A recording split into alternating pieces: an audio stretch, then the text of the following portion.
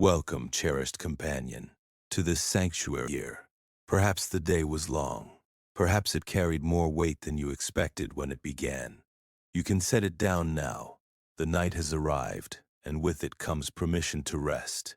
Find a comfortable position. Let your shoulders drop. Let your hands grow still.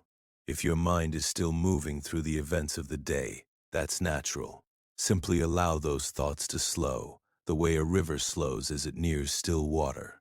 There's nothing that requires your attention in this moment. There's only the quiet, and the dark, and the sound of a story waiting to be told. Tonight we've a story. Old in the way that certain things are old, not because they've faded, but because they've endured. It's a story of faithfulness carried across great distances, of friendship that didn't break under pressure, of a quiet kind of courage that the world doesn't always recognize as courage at all. The night is a good companion for a story like this. The dark makes space for things that deserve to be heard slowly, with care. So breathe. Let the day release its hold on you. Now, let's settle in together and travel back to a time of fire and faith, to a city that shone like a jewel at the center of the ancient world, and to 4 young men who carried something inside them that no empire could extinguish. In the 3rd year of the reign of Jehoiakim, king of Judah, the army of Nebuchadnezzar came to Jerusalem, and the city that had stood for generations as the center of a people's faith and identity fell quiet under the weight of a foreign power. This wasn't the first time Jerusalem had known the shadow of an approaching army. The city had endured threats before, had watched enemies arrive at its walls and sometimes turn back, but something was different now. The silence that followed the arrival of Babylonian forces wasn't the silence of a siege successfully resisted. It was the silence of a world that had ended, and not yet understood what would replace it. Jerusalem wasn't simply a city. To understand what its fall meant, we must understand what it was. It was the place where the temple stood, the dwelling place of the God of Israel, the point at which heaven and earth, in the theology of this people, touched. The walls that surrounded it weren't merely stone and mortar. They were, in the understanding of everyone who lived within them, the physical expression of a covenant relationship between a nation and its God. When those walls fell quiet under foreign authority, it wasn't only a military defeat. It was a theological rupture, a question written in the language of smoke and silence. Where is the God who promised this city his presence? But the text doesn't allow us to rest with that question as though it has no answer. The covenant that defined Israel was never a guarantee of protection without condition. It was an agreement, and agreements have terms. The prophets had spoken for generations, clearly and without ambiguity, about what faithfulness required and what faithlessness would cost.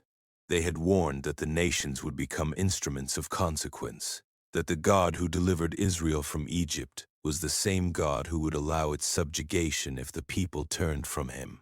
And the people had turned, not once, not in a moment of weakness, but repeatedly, structurally, as a way of life.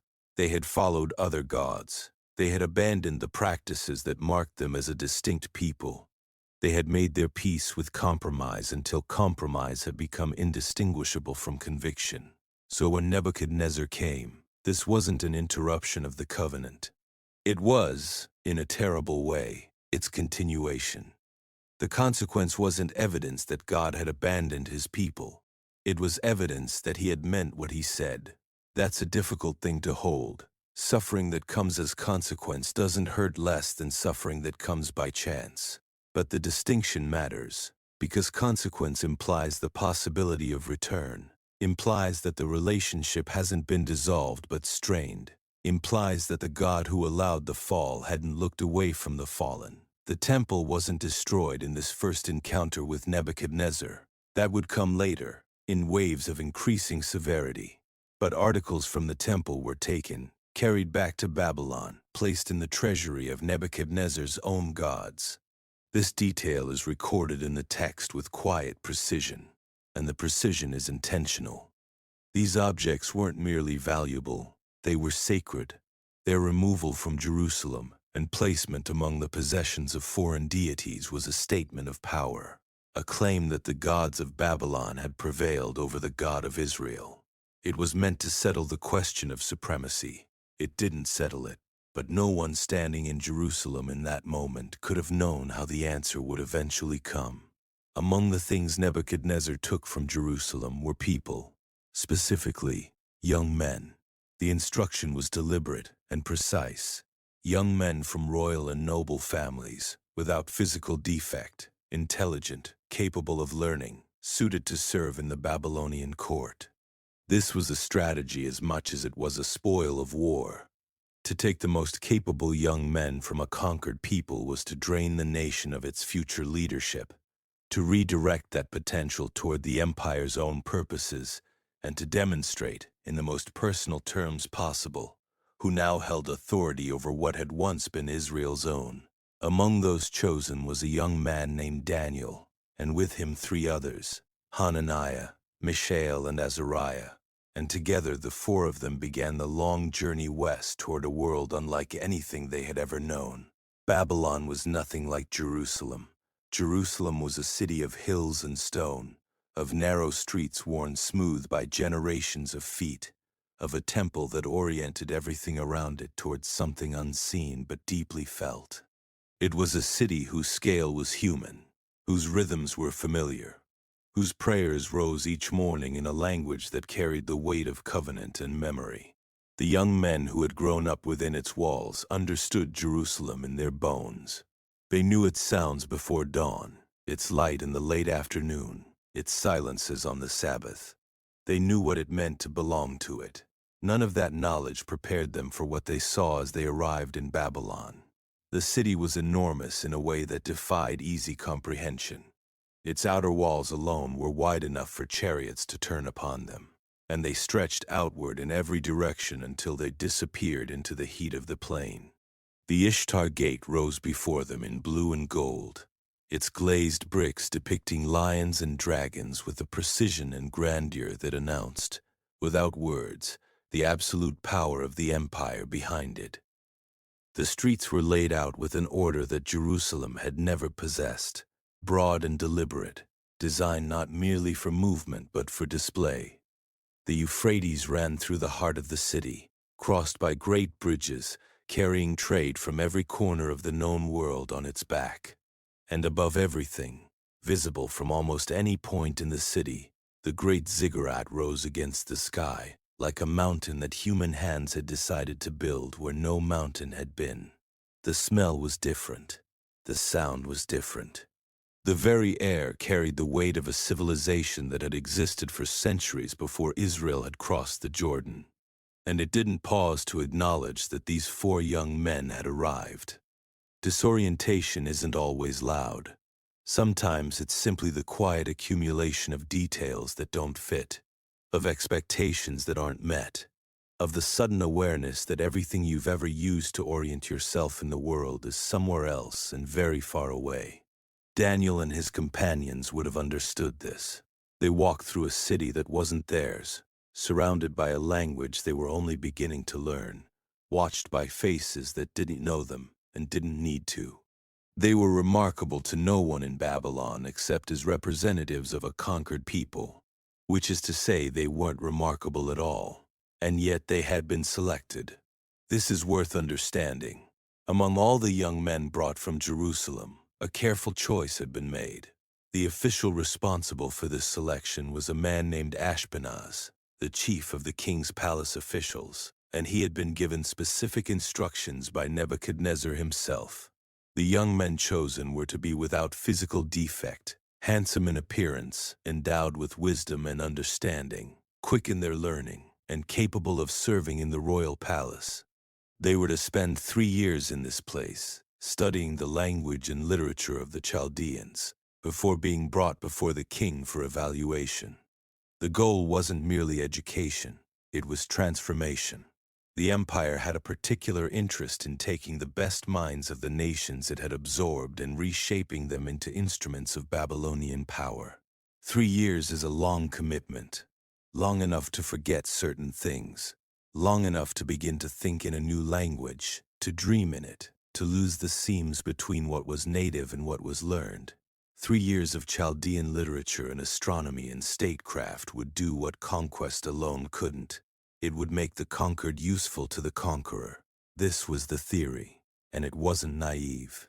Empires had practiced it with success before. The education that awaited them was, by any honest measure, extraordinary. Chaldean scholarship wasn't primitive. It was sophisticated, accumulated across generations, encompassing the study of the heavens, the interpretation of signs, the administration of a vast and complex state. To be enrolled in this program was a form of privilege that most people in Babylon itself could never access. They would eat from the king's table. They would sleep in the king's house. They would be trained by the kingdom's finest teachers. The pressure embedded in this privilege was simply that everything it gave them was meant to make them into something the empire had chosen, something that served Babylonian purposes rather than their own. The first indication that the empire intended to go further than education was the matter of names. Names in the ancient world weren't incidental. They carried meaning, ancestry, theological weight.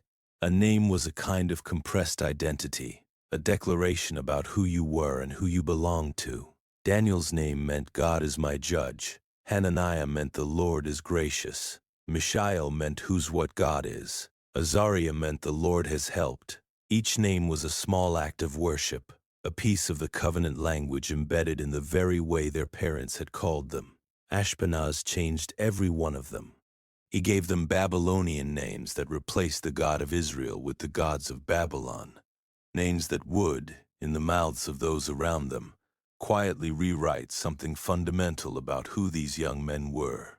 The empire understood that identity isn't only memory, it's also what people call you. Day after day, in the ordinary conduct of life. Repeat a name long enough and it begins to feel like truth. The names the empire gave them were Belshazzar, Shadrach, Meshach, and Abednego, but they knew who they were, and that knowledge was something no official decree could reach. The food arrived in abundance every day, rich with the wealth of an empire that could afford to be generous. Meat from the king's table, wine from the king's cellar. And for most of the young men in the academy, it was simply part of the arrangement. To receive food from the king's own table was to be marked as someone the empire had chosen to invest in, to elevate, to prepare for service. And in that sense, the food wasn't merely food. It was a signal. It said, you belong here now. It said, Babylon has decided what you are. Daniel understood this. He wasn't naive. And he wasn't young in the way that means unaware. He had already been carried across the width of the ancient world. He had already watched his name be written differently in a foreign script. He understood that the empire had intentions for him, that those intentions were wrapped in generosity, and that generosity, when it comes from a king, carries the weight of expectation. But understanding the meaning of a thing and consenting to it are two different acts entirely. He made his decision quietly. There was no public declaration, no dramatic gesture, no attempt to draw others into his refusal or make of it a cause. He simply resolved in his heart not to defile himself with the king's food or with the wine that came from the king's cellar. The word the text uses is resolved. He settled the matter within himself before he raised it with anyone else. That settling is itself significant. It tells us that the decision wasn't reactive, not impulsive, not born of a moment's indignation. It was considered. It was chosen. He went to Ashpenaz, the chief official who oversaw the young men of the academy. It says that God had granted Daniel favor and compassion in the sight of Ashpenaz. This isn't incidental detail. It tells us that the meeting was already prepared before Daniel arrived, that something had been arranged in the unseen order of things, that the ground was already softened beneath his feet. Ashpenaz didn't despise Daniel's request. He listened to it. He was troubled by it, genuinely and practically troubled, but he listened. His concern was direct and honest. He told Daniel that the king himself had assigned the food and the drink, that the portions weren't Ashpenaz's to alter. If Daniel appeared worse in condition than the other young men, Ashpenaz said. Then the king would take his head. This wasn't a bureaucratic objection. It was a man explaining, with some plainness, that his life was bound to the outcome of Daniel's physical appearance. He couldn't afford to let Daniel look diminished. The stakes for Ashpenaz were as real as they were for Daniel, though they were different in kind. Daniel heard this. He didn't argue. He didn't appeal to higher principle in a way that dismissed the official's fear. He simply made a proposal. 10 days. Give us 10 days, he said, of vegetables to eat and water to drink. Then look at us. Compare us with the young men who are eating from the king's table. And after that, decide what you see. 10 days is a modest request. It asks for almost nothing from the person being asked. It offers a clear and measurable outcome. It's the kind of proposal that comes from a mind that's both faithful and practical, that understands that trust must sometimes be demonstrated within the terms that the other person can accept. Ashpenaz agreed, and so the 10 days began. Simple food, water. The 4 of them, Daniel and Hananiah and Mishael and Azariah, eating together in the particular ease that comes when people share both a conviction and a table. The 4 of them had already crossed a great distance together. They had already watched their world be replaced by a foreign one. They had already learned that the things you can't set down are the things that hold you. Eating together from a plate of lentils in the middle of Babylon wasn't a hardship for them. It was, in some quiet way, a continuance of themselves. The 10 days ended. Ashpenaz looked at them. He compared them to all the young men who had eaten from the king's table, young men who had been eating better than almost anyone in the ancient world, young men fed with the full resources of an empire that controlled the grain supplies of entire nations. And Daniel and his 3 companions looked healthier than all of them, not equal to them, better. The official who had feared for his own life found himself surprised into relief. He removed the king's food from their portion permanently and gave them vegetables, and from that arrangement the 4 of them continued on. What this moment reveals is something the story doesn't announce explicitly, but trusts the attentive listener to hear. Faithfulness expressed in a small act isn't a small thing. The choice Daniel made wasn't about food.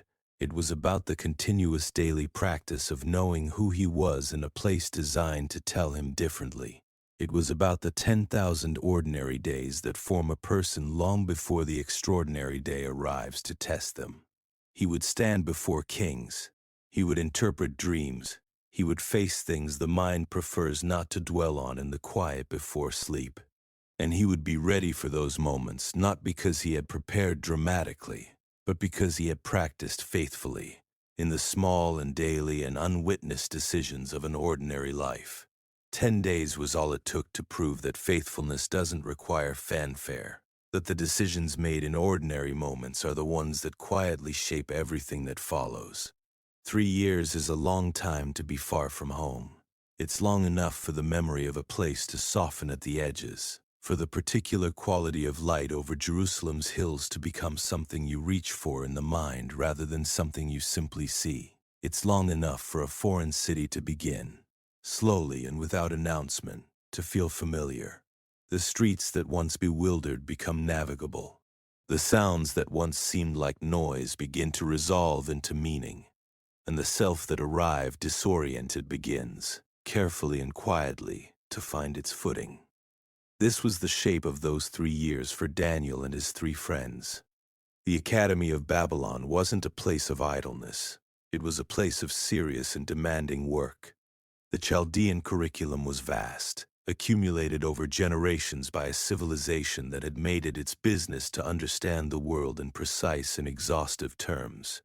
There was language to master, the literature of Mesopotamia, its poetry and its law, its administrative records and its mythological texts.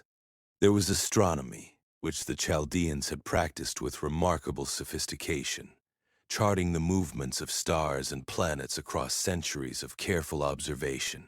There was mathematics, there was statecraft, there was the intricate study of omens and dreams, and the interpretive traditions that surrounded them. These weren't casual subjects. They were the foundation of how Babylon understood reality itself. the lens through which an empire made sense of the world.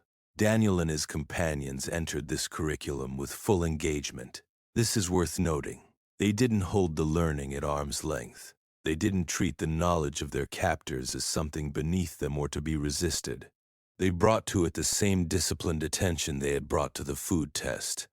Not passive acceptance of everything, but active, discerning, serious engagement. There's a kind of faith that fears learning because it fears being changed by what it finds. That wasn't their faith. Their faith was secure enough to encounter a foreign world's accumulated wisdom without losing the center of who they were. They could study the stars as the Chaldeans studied them while knowing who had made the stars. They could read the myths while knowing they were myths. The knowledge entered them, and what was useful remained, and what couldn't be reconciled with what they knew to be true was held with a different kind of attention. But the years weren't only study. They were also, and perhaps more importantly, friendship. The four of them moved through those years together, through the early mornings of learning and the long afternoons of practice, and the evenings that could have been very empty in a foreign city and weren't. They shared meals. They shared the small discoveries that come from spending years inside a vast body of knowledge. The moment when a concept becomes clear, when a pattern in the astronomical table suddenly reveals its logic, when a phrase in Aramaic becomes not a puzzle to be decoded but simply a thought. They shared the private language that develops between people who have been through the same strange thing together, the shorthand of people who know without explaining what it costs to arrive where they've arrived. They also prayed together. This wasn't incidental to the years. It was the structure that held everything else in place. Every evening, as the city moved through its own rhythms around them, these four young men turned toward Jerusalem and prayed. The prayers of people in exile carry a particular quality. They aren't the casual prayers of those whose lives are easy. They come from a place of genuine need, genuine dependence, genuine reaching toward something larger than what's immediately visible. And those prayers shape the men who prayed them in ways that no curriculum could replicate. God was working through those years. This is what the text makes quietly clear. The gifts weren't simply the natural result of diligent study, though diligence was certainly present. They were given. Daniel in particular received something that went beyond the ordinary. To him, God gave understanding of all kinds of literature and learning, and to Daniel specifically was given a further gift, understanding of visions and dreams in all kinds. This wasn't something taught in the Chaldean curriculum. It wasn't something that could be learned from any text or any teacher. It was given, quietly, in the midst of ordinary days, as ordinary gifts often are. There's something worth holding in the texture of those years. A life being built in a place they hadn't chosen. Routines that became meaningful. Friendships that became the kind that don't require explanation. Knowledge accumulating not as a burden but as a deepening. The exile that might have hollowed them out instead, somehow, filled them. Not because Babylon was good to them, but because something they carried was stronger than the strangeness of the place. When the years of training were finished, and the four of them stood before Nebuchadnezzar, the king found no one in all the kingdom who could compare with them, and Daniel entered the royal service. In the second year of Nebuchadnezzar's reign, the king had a dream that shook him. This wasn't the ordinary disturbance of sleep, the fragmented images that dissolve with the morning light and leave behind only a vague unease. This was something that struck with force, that pulled him upright in the darkness of his chamber with his heart pressing hard against his ribs and the remnants of something vast and terrible already dissolving at the edges of his memory. He could feel the weight of what he had seen. He couldn't recover the shape of it, and this, more than the dream itself, filled him with a dread he couldn't name. Kings don't easily admit to fear. The entire structure of empire is built on the appearance of certainty, on the assumption that the man at the center of power sees clearly and decides without hesitation. But Nebuchadnezzar, for all his armies and all his conquered cities and all the tribute flowing into Babylon from every direction, lay in the pre-dawn hours of that morning with a dream slipping through his hands like water, and he couldn't stop it. By the time full light came, he had summoned them: the magicians, the enchanters, the sorcerers, the Chaldeans who had made their careers interpreting signs and reading the hidden meanings of the world. They came and stood before the king in their formal array, prepared to do what they had always done. What the king said next stopped all of them. He told them that he had dreamed a dream, and that his spirit was troubled, and that he wanted to know the dream. Not merely the interpretation, the dream itself. He had forgotten it, or perhaps it had been taken from him, and he required them to tell him what he had seen before they told him what it meant. The room, one imagines, went very still. There's no rational procedure for this. There's no accumulated body of knowledge, no system of divination, no library of recorded symbols and their corresponding meanings that equips a man to reconstruct another man's forgotten dream from nothing. The Chaldeans said as much. They told the king that what he was asking had never been asked of any magician or enchanter or Chaldean in all of history. They told him that no one except the gods could answer such a thing, and the gods didn't dwell among men. This was the wrong answer. Nebuchadnezzar's patience gave way entirely. What may have begun as a king seeking genuine help became something colder and more violent. He declared that all the wise men of Babylon were frauds, that if they couldn't tell him the dream they had been claiming all their lives to possess special knowledge, then they were liars profiting from deception, and he was done with them. The decree went out. All the wise men of Babylon were to be destroyed. Think about what that decree encompassed. The established court enchanters and magicians, yes, but also the scholars, the astronomers, the men who had studied for decades in the accumulated tradition of Chaldean learning, and the young men who had recently completed their training in the Royal Academy and entered the king's service, including Daniel, including Hananiah, Mishael, and Azariah. They were, by the terms of this decree, already dead. The sentence had been issued. The only question was the timing of its execution. Arioch was the captain of the king's guard. It fell to him to carry the decree forward, to begin the work of gathering and destroying. He came to Daniel. What Arioch expected is difficult to say. Perhaps compliance.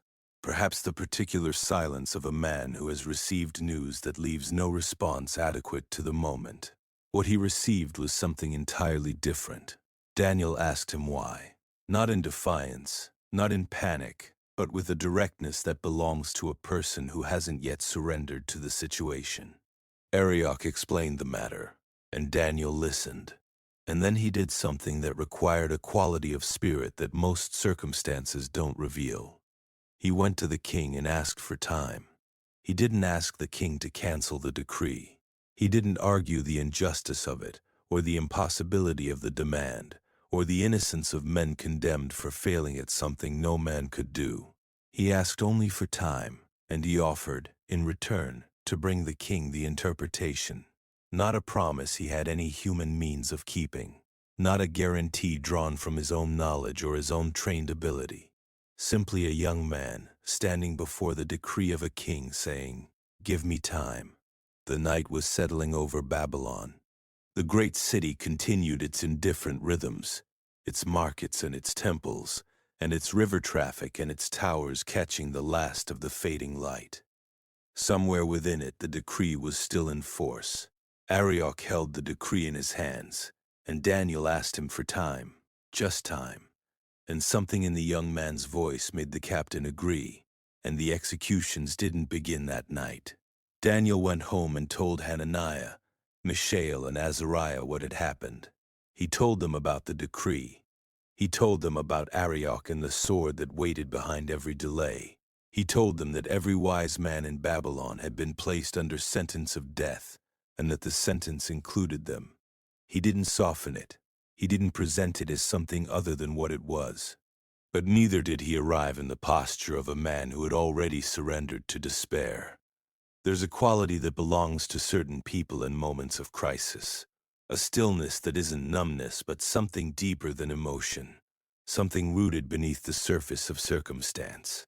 Daniel carried that quality into the room, and the three friends who received him understood it without needing it named. What followed wasn't a council of strategy. It wasn't a debate about options. There were no options, not by any human measure. No petition could reach Nebuchadnezzar in time. No argument could satisfy the demand he had made.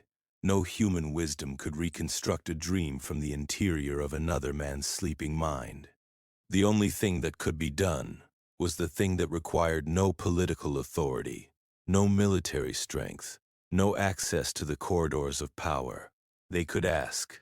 They could bring the impossibility before the God who had made them and lay it down and ask. This is what they did.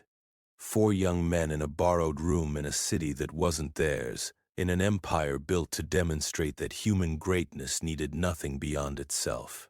They prayed. The text doesn't preserve the words they spoke that night.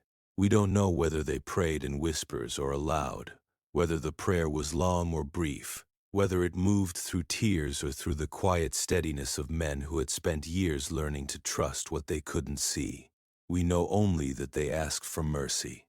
They asked that the God of heaven would reveal the mystery that a king couldn't remember and no human mind could supply. And they asked it together, which is itself a thing worth pausing over. Daniel didn't retreat alone. He didn't go to a private place to seek what only God could give. He gathered his friends. He brought them into the need with him. The asking was communal because the friendship was communal, because they had learned over 3 years of exile that the life of faith isn't a solitary practice, that there's something in shared prayer that a single voice can't produce alone. The night moved through its hours, and in the night, God answered. The mystery was revealed to Daniel in a vision. The text records this simply, without elaboration on what the experience was like, without describing the quality of light or the nature of the images or the sensation of divine communication passing through a human mind. The mystery was revealed. The dream that had disturbed a king's sleep, the dream that no enchanter could recover, the dream that had produced a death decree for an entire class of men. It was given to Daniel in the night, while the city of Babylon continued its enormous indifferent life beyond the walls of whatever room they occupied. And Daniel's first response wasn't relief. This is worth holding. A man who has been living under a death sentence, who has spent an evening and a night in prayer for a miracle, who receives the miracle. Such a man might be expected to feel first the loosening of fear, the sudden lightness of a threat removed. And perhaps Daniel felt these things. But what the text records is that before he moved, before he returned to Arioch, before he did anything that the received vision made possible, Daniel praised God. He opened his mouth, and what came out was worship. Blessed be the name of God forever and ever. He who changes times and seasons. He who removes kings and raises up kings. He who gives wisdom to the wise and knowledge to those who have understanding. He who reveals deep and hidden things.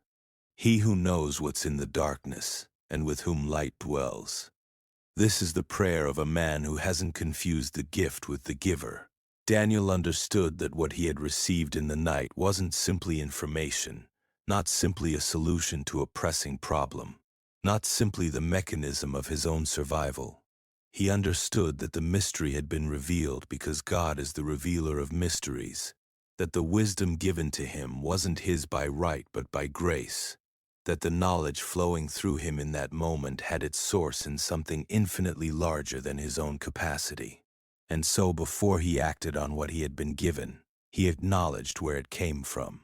Gratitude before action. Worship before movement. This wasn't delay. This was the correct order of things. The praise completed, Daniel rose. He had what the king needed. He had what Arioch's sword was waiting for. He had what the wise men of Babylon couldn't produce through all their methods and traditions. He carried it with a steadiness that must have been visible, because steadiness of that kind tends to be visible, tends to settle into a man's bearing in ways that those around him notice before they understand. In the morning, Daniel went to Arioch and told him not to destroy the wise men of Babylon, that he would go to the king and give him the interpretation. And Arioch brought him before Nebuchadnezzar with something close to wonder in his eyes. Daniel stood before the most powerful man in the world, And the first thing he said was that no wise man or enchanter could reveal what the king was asking. But there is a God in heaven who reveals mysteries. This is where the moment turns. Nebuchadnezzar had summoned every sage and scholar in Babylon, had threatened them with death, had demanded the impossible, and not one of them could deliver. And now a young man from a conquered nation stood in the throne room and began not with confidence in himself, but with a displacement of credit so complete that it must have been striking even to those who didn't share his faith. Daniel wasn't saying, "I'm exceptional." He was saying, "I'm a vessel." The mystery was revealed not because Daniel was wise, but because the God who holds wisdom in its entirety chose to give it. This distinction mattered to Daniel, and he made it plain before he said anything else. He wouldn't allow Nebuchadnezzar to look at him and see a remarkable man. He needed the king to look past him entirely, toward the source. Then Daniel told Nebuchadnezzar his dream. As you lay on your bed, the young man said, your thoughts turned to what would come after you, to what would follow your kingdom, to the shape of the future. And God, who knows what lies in darkness and with whom light dwells, answered those thoughts with a vision. You saw, O king, a great statue, enormous, dazzling, terrifying in its brilliance. The statue's head was made of fine gold. Its chest and arms were silver. Its belly and thighs were bronze. Its legs were iron, and its feet were partly iron and partly clay. You watched as a stone was cut from a mountain, not by human hands, and it struck the statue on its feet, and the entire image collapsed. The iron, the clay, the bronze, the silver, the gold, all of it broken into pieces together, and the wind carried them away like chaff from a summer threshing floor, so that nothing was left. But the stone that struck the statue became a great mountain and filled the whole earth. This was the dream, and now Daniel gave its meaning. The head of gold, he said, is you, Nebuchadnezzar, king of Babylon, to whom the God of heaven has given kingdom and power and might and glory, sovereign over a realm that stretched from the rivers to the sea. He's the gold, but after him another kingdom will arise, one lesser, as silver is lesser than gold, and after that a third kingdom of bronze that will rule over all the earth. Then a fourth kingdom, strong as iron, for iron breaks and shatters everything. It will crush and break all these others, but divided. The feet of iron and clay, a kingdom partly strong and partly brittle, in which people will mix but won't hold together, as iron and clay don't bond. Daniel spoke these words calmly, without theater, without embellishment. He wasn't performing. He was delivering. There's a difference between a man who enjoys the power of what he knows and a man who understands he has been trusted with something that belongs to another. Daniel was the latter. He let the images carry their own weight because they didn't need his help. A statue of gold and iron and clay, struck by a stone cut without human hands.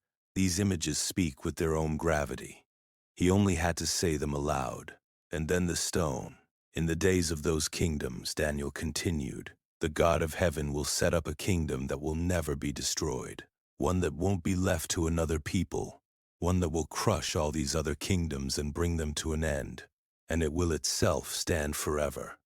This is the meaning of the stone cut not by human hands, that struck the statue and brought the whole of it to nothing. The great God has made known to the king what will take place after this. The dream is certain. Its interpretation is trustworthy. There's something worth remaining with here. Every kingdom the statue represented was great in its time. The chest of silver would come after the head of gold, and it would seem, to those living within it, like the final word on human power. The bronze would come after that, and after that the iron. And to those who lived in the age of iron, it would have been difficult to imagine anything stronger. Empires always seem permanent from the inside. They always seem like the natural conclusion of history, like the form civilization was always building toward. And then they pass. They break like clay, and the wind takes their dust, and what felt inevitable becomes a paragraph in someone else's story. Daniel wasn't saying this to diminish Nebuchadnezzar.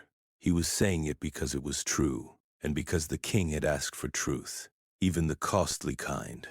What couldn't be shaken was the kingdom without human origin, the stone cut from the mountain by no human hand. This is the detail the text preserves with care, not forged by empire, not earned by conquest, not built from the accumulated power of generations, simply given from outside the systems that produce and destroy every other kingdom. And it fills the whole earth, not a corner of it, not a province, the whole of it. This isn't a modest claim, and Daniel didn't present it modestly. He stated it with the flatness of someone describing geography. Nebuchadnezzar fell on his face. The most powerful man in the known world, the king who had besieged Jerusalem and laid waste to nations, pressed his face to the floor before a young exile from Judah and ordered that an offering be made to him. "Your God," the king said, "is God of gods and Lord of kings, a revealer of mysteries. For you are able to reveal this mystery." The chamber would have gone very still. Those present would have understood, in the way that people understand things without being able to say them aloud, that something had shifted in that room, that the power which filled the throne had encountered something it couldn't contain. Daniel was made ruler over the whole province of Babylon that day. He was given gifts and high honor. But what Daniel asked for, before anything else, was the same thing he had asked for the night before, that his 3 friends be appointed over the affairs of Babylon, that Shadrach, Meshach, and Abednego be placed in the positions where he couldn't be present himself. He had gone before the king alone, but he hadn't come to that room alone. He had come from a night of prayer shared with 3 others, from a mystery given in the dark to 4 friends who had asked for it together, and he didn't forget that when the honors were distributed. Nebuchadnezzar made Daniel ruler over the whole province of Babylon and placed Shadrach, Meshach, and Abednego in charge of its affairs, and for a time the 4 friends served together at the center of the empire they had been carried into as boys. Nebuchadnezzar built an image of gold. The text doesn't tell us precisely what prompted it. Perhaps it was the dream, the great statue with its head of gold, its descending kingdoms, its terminal stone. Perhaps it was something in Daniel's interpretation that unsettled the king in ways he couldn't articulate. The suggestion that his kingdom, magnificent as it was, would one day give way to another. Whatever moved in Nebuchadnezzar's mind in the days that followed, the result was monumental. He ordered an image constructed on the plain of Dura, in the province of Babylon, and this image wasn't modest. It stood 60 cubits high and 6 cubits wide. That's roughly 90 feet of gilded structure rising from the flat plain, visible from a distance that made it impossible to ignore. This wasn't architecture, it was declaration. It was a king pressing back against the passage of time, against the humbling logic of the dream, insisting in gold and elevation that his kingdom wasn't passing, that it wasn't silver or bronze or iron and clay, that it was gold all the way through and gold it would remain. When the image was finished, Nebuchadnezzar sent word across the empire. Satraps and prefects, governors and counselors, treasurers, judges, magistrates, and every official of every province were summoned to the plain of Dura for the dedication. They came from the full breadth of the Babylonian world, the administrative architecture of an empire made visible in a single gathering. To understand the scale of this assembly is to understand something about the nature of what was being demanded. This wasn't a local ceremony. It was a statement to every corner of Nebuchadnezzar's dominion simultaneously. There was no ambiguity in the summons, and no discretion permitted in the response. The officials came because one didn't decline an invitation from Nebuchadnezzar. They stood before the image, and then the herald spoke. When you hear the sound of the horn, the pipe, the lyre, the trigon, the harp, the bagpipe, and every kind of music, you're to fall down and worship the golden image that King Nebuchadnezzar has set up. The list of instruments wasn't accidental. Music of that kind, layered and full, would reach every person standing on that plain. There would be no moment of confusion, no possibility of claiming one hadn't heard. The signal would be unmistakable, and anyone who didn't fall down and worship would be thrown immediately into a blazing furnace. The music played. The crowd moved as a single body, thousands of officials dropping to their knees on the plain of Dura, the sound of the instruments rolling across the flat ground toward the image, and the image receiving it all in silence. It was a spectacle of unity. From a distance it would have looked complete, but it wasn't complete. 3 men remained standing. Shadrach, Meshach, and Abednego hadn't bowed. Among all the officials gathered on that plain, among every administrator and counselor who had traveled from the provinces for this moment, these 3 stood at their full height, while everyone around them was on the ground. It's worth pausing to consider what that looked like. Not the courage of it yet, simply the visibility. To remain standing when thousands have bowed isn't an invisible act. It requires no announcement. The standing itself is the statement. There were those on the plain who noticed immediately. Certain Chaldeans came forward, and the text says they maliciously accused the Jews. That word, maliciously, is significant. It tells us something about the nature of what followed. Shadrach, Meshach, and Abednego were foreign men who had been elevated to positions of administrative authority in Babylon, raised up by Daniel's intercession after the revelation of the dream, placed in charge of the province. There were men on that plain who had watched their advancement with something other than admiration. These Chaldeans had been given a reason. They brought it to the king with what the text describes as a particular relish, reminding Nebuchadnezzar first that he himself had issued the decree, framing the accusation carefully, laying out the violation in precise terms. These men haven't paid attention to you, they said. They don't serve your gods. They didn't worship the golden image you've set up. Nebuchadnezzar's rage was immediate. This is the same king who had prostrated himself before Daniel, who had acknowledged the God of heaven as God of gods and Lord of kings. The image had been built. The decree had been issued in his name. His authority had been visibly, publicly, and unmistakably defied, and the defiance had been reported by men whose satisfaction in the reporting was itself a form of pressure. To show mercy would be to appear weak. To hesitate would be to suggest the decree was negotiable. Nebuchadnezzar had built 90 feet of gold to say something about his permanence, and 3 men had refused to agree with him. He commanded them brought before him. They came, and in his fury he gave them what he framed as a final opportunity. What we know is that he offered them one more chance. Bow at the sound of the music, worship the image, and all of it would be set aside. But if they refused, the furnace would be heated 7 times beyond its ordinary temperature, and they would be thrown in. He named the punishment with the specificity of a man who wanted them to understand he meant it. The king told them that if they wouldn't bow at the sound of the music, they would be thrown immediately into the blazing furnace. And he asked the question that carried the full weight of his power behind it. And then what God will be able to rescue you from my hand? Shadrach, Meshach, and Abednego answered the king. They stood before the most powerful man in the world, a man who had just offered them a final chance to save their own lives. And they answered him with a clarity that had nothing frantic in it. They told him that they did not need to defend themselves on this matter. Their God, they said, was able to deliver them from the furnace. He was able to rescue them from the king's hand. And then they said the words that carry, even across the distance of centuries, a weight that's difficult to fully measure. But even if he does not, they said, we want you to know, Your Majesty, that we will not serve your gods or worship the image of gold you have set up. This isn't the language of certainty about outcomes. It isn't the language of a transaction, of a faith that has been given guarantees in exchange for loyalty.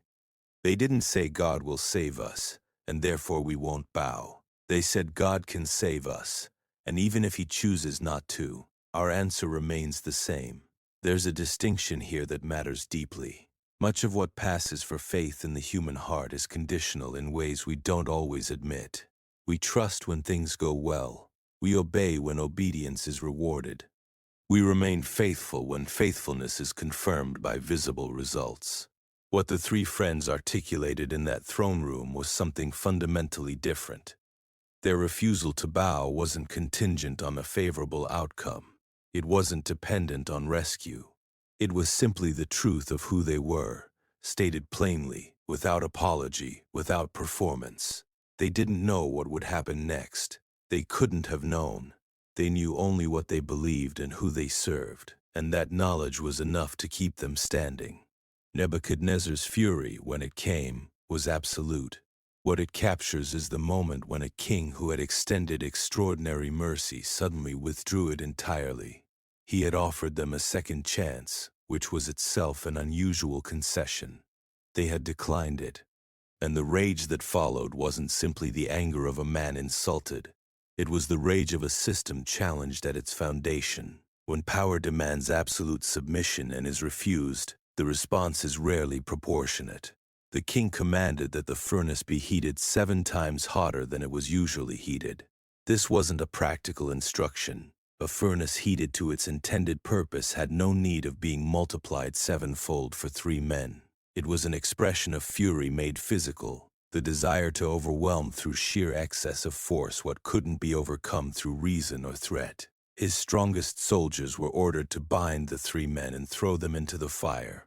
They bound them fully clothed, in their robes and tunics and other garments, and they carried them to the mouth of the furnace. And the fire was so intense, so far beyond what any furnace was designed to produce, that the soldiers who brought them there were killed by it. The text records this without commentary, but it's a detail worth pausing over. The very instrument of the king's wrath consumed his own men. The soldiers who carried out the sentence didn't survive the execution. The 3 friends, thrown into a fire that had already killed their guards, fell into its center. Nebuchadnezzar leaped to his feet. The man who had been seated in the posture of a king passing judgment suddenly rose and turned to his advisors with astonishment in his voice. He asked them whether they hadn't thrown 3 men into the fire, bound. They confirmed it.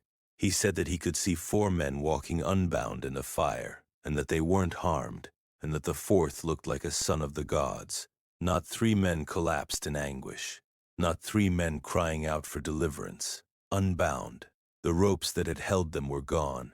What the empire had used to restrain them had been consumed by the same fire that left them whole, and with them was a presence that the king, even from outside the furnace, even with all the limitations of his perspective and his theology, recognized as something beyond the ordinary. He reached for the closest description available to him and called the 4th figure a son of the gods. What he was seeing, the tradition has long understood, was a presence of the divine, a messenger of the God whose servants he had just tried to destroy, standing with them in the place of destruction, walking with them through the fire. The fire had become, for the 3 men inside it, not a place of annihilation, but a place of presence. The furnace that was designed to be the end of them was instead the place where they were most accompanied. God didn't remove them from the fire. He entered it with them. He was there before they arrived. Nebuchadnezzar came to the door of the furnace. He called to them. He used their names, all 3, and he called them servants of the Most High God, and told them to come out. They came out. The officials gathered around them immediately. Satraps, prefects, governors, all the administrators who had assembled that day for the dedication of the image, now crowded close to look at 3 men who had just walked out of a furnace that had killed the soldiers who carried them into it. They examined them. They looked for evidence of what the fire should have done. There was none. Not a hair on their heads had been singed. Their robes weren't scorched. There wasn't even, the text records, any smell of smoke upon them. The smell of smoke clings. Anyone who has stood near a fire carries something of it on their clothing, in their hair, on their skin. It's one of the most persistent of sensory reminders. These 3 men carried nothing. The fire had touched everything that bound them and nothing that was them. What was meant to consume them had instead, inexplicably, released them. Nebuchadnezzar spoke. He praised the God of Shadrach, Meshach, and Abednego. He acknowledged what he had witnessed, that this God had sent his messenger and had rescued his servants who had trusted in him. He noted specifically that they had defied the royal command and had chosen death rather than serve or worship any god except their own. And he issued a decree. No one in any nation or people was to say anything against the God of these three men. The penalty for doing so would be severe. The king who had built a golden image 90 feet tall and demanded the worship of an empire had just issued a royal decree protecting the reputation of the god his decree had been designed to displace. He then promoted them. He restored them to their positions. And so Shadrach, Meshach, and Abednego returned to their work in the province of Babylon as the day faded into evening, and the city went on around them, vast and humming and indifferent, as cities do, while somewhere in the cooling air above the plain of Dura, the fire had gone out and the sky was quiet. The dream came to Nebuchadnezzar years into a reign that had already reshaped the known world, and it frightened him in the way that only certain dreams do, not with noise or violence, but with a stillness that pressed against the chest and wouldn't lift when the sun came up. He had dreamed of a tree, not a modest tree, not a tree among trees, but something immense, something that stood at the center of the earth and grew until its top touched heaven itself, until it could be seen from every corner of the world. The tree was beautiful, its leaves were abundant, its fruit was plentiful enough to feed all living things. The animals of the field rested beneath it. The birds of the air nested in its branches. Every creature found shelter there. It was the kind of image that carries within it a feeling of permanence, of provision, of something that can't be removed. And then it was. A watcher came down from heaven, a holy one, the text calls him, descending with a command that changed everything. The tree was to be cut down, the branches stripped, the leaves scattered, the fruit thrown to the animals. The birds and beasts that had sheltered in it would flee. Only the stump would remain, bound with iron and bronze, left in the grass of the field. The dew of heaven would fall on it, and the heart of a man within the stump would be changed to the heart of an animal. 7 seasons would pass over it. This is what Nebuchadnezzar saw. And when he woke, the stillness of it remained. Then Daniel came in.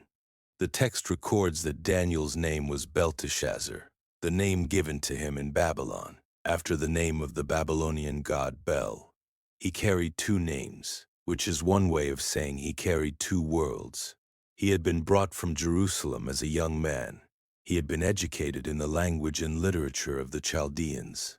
He had interpreted the king's first great dream years before, and the king had elevated him, acknowledged the spirit in him, the spirit of the holy gods as Nebuchadnezzar described it. And now Daniel stood before the king again with a dream that his own counselors couldn't read. Nebuchadnezzar told him the dream. He described the tree, its height, its beauty, its shelter, its fruit. He described the watcher descending. He described the cutting and the scattering and the stump bound with iron and bronze. The heart changed from man to animal, the 7 seasons measured out by heaven. He told Daniel that he had already told this dream to the wise men and they couldn't interpret it, but that Daniel could, because the spirit of the holy gods was in him. Then there was a moment. Daniel stood astonished for a while and his thoughts troubled him. The king saw the change in his face and told him not to let the dream or its meaning alarm him. Daniel answered with compassion rather than satisfaction. He wished the dream were for the king's enemies, because the immense tree was Nebuchadnezzar himself. His greatness had grown until it reached heaven, and his rule had extended to the ends of the earth. But the watcher had declared that the king would be driven from human company and live beneath the open sky until he learned that the Most High rules over every human kingdom and gives authority to whom he will. The stump bound with iron and bronze was also a mercy. The kingdom would be kept for him. It would be restored when he understood that heaven rules. Daniel did not stop with interpretation. He offered counsel. Break with sin by doing what is right, and show mercy to the oppressed. Perhaps the king's prosperity might be prolonged. It was a warning spoken carefully to a powerful man, but it was also an invitation to turn while there was still time. And then he continued. 12 months passed, and the king walked on the roof of the royal palace of Babylon and looked out over what his hands had built. And the warning hadn't yet found its way into the place where warnings are supposed to live. The word was still in the king's mouth when the voice came from heaven. The voice said what Daniel had said it would say. The kingdom has departed from you. You will be driven from among men. Your dwelling will be with the beasts of the field. You will eat grass like an ox. 7 periods of time will pass over you, until you know that the Most High rules the kingdom of men and gives it to whom he will. Daniel had carried this message to the king a full 12 months earlier, had delivered it with evident care, and had urged Nebuchadnezzar to turn from his pride and show mercy to the poor, saying perhaps there would be a lengthening of his prosperity. A year had been given. The warning hadn't found its way into the place where warnings are supposed to live. And now the year was gone, and the voice had arrived, and the sentence was complete. And then Nebuchadnezzar spoke, and what he said was remarkable. He blessed the Most High. He praised and honored the one who lives forever, whose dominion is everlasting, and whose kingdom endures from generation to generation. He said that all the inhabitants of the earth are counted as nothing, that God does according to his will among the host of heaven and among the inhabitants of the earth, and no one can restrain his hand or say to him, "What are you doing?" These words came from the mouth of the man who had built a statue 90 feet tall and demanded an empire bow to it. They came from the man who had commanded the furnace to be heated 7 times hotter when 3 men refused to worship what he had made. The testimony is inseparable from who's giving it. Its weight comes precisely from its source. The restoration followed. His reason returned in full. His honor and splendor returned with it. His counselors and great men sought him out. He was established again in his kingdom. The text says he became even greater than before. And then, still within this same chapter, Nebuchadnezzar addressed a letter to the peoples and nations and languages that dwell in all the earth. He told them what had happened to him. He described the dream, the warning, the pride, the loss, the return. He recorded it all and sent it outward, because a man who had seen what he had seen and received what he had received felt something that the text captures without naming directly. The impulse to say so, the impulse to tell it. Belshazzar made a great feast for 1,000 of his lords, and in the middle of the drinking he gave an order that the gold and silver vessels should be brought, the ones that Nebuchadnezzar his father had taken from the temple in Jerusalem. Then the fingers appeared. Not a hand, not a figure. Fingers. The fingers of a human hand, emerging near the lampstand, moving against the plaster of the wall, writing. The text is specific about the lampstand because the lampstand is what would have made the wall visible. The light was falling exactly where the writing was being made. Whatever else was happening in that hall, the king could see it clearly. He called for the enchanters. He called for the wise men. He told them that whoever could read the writing and interpret it would be clothed in purple and given a gold chain and made the 3rd highest ruler in the kingdom. The offer was extraordinary. The urgency behind it was plain.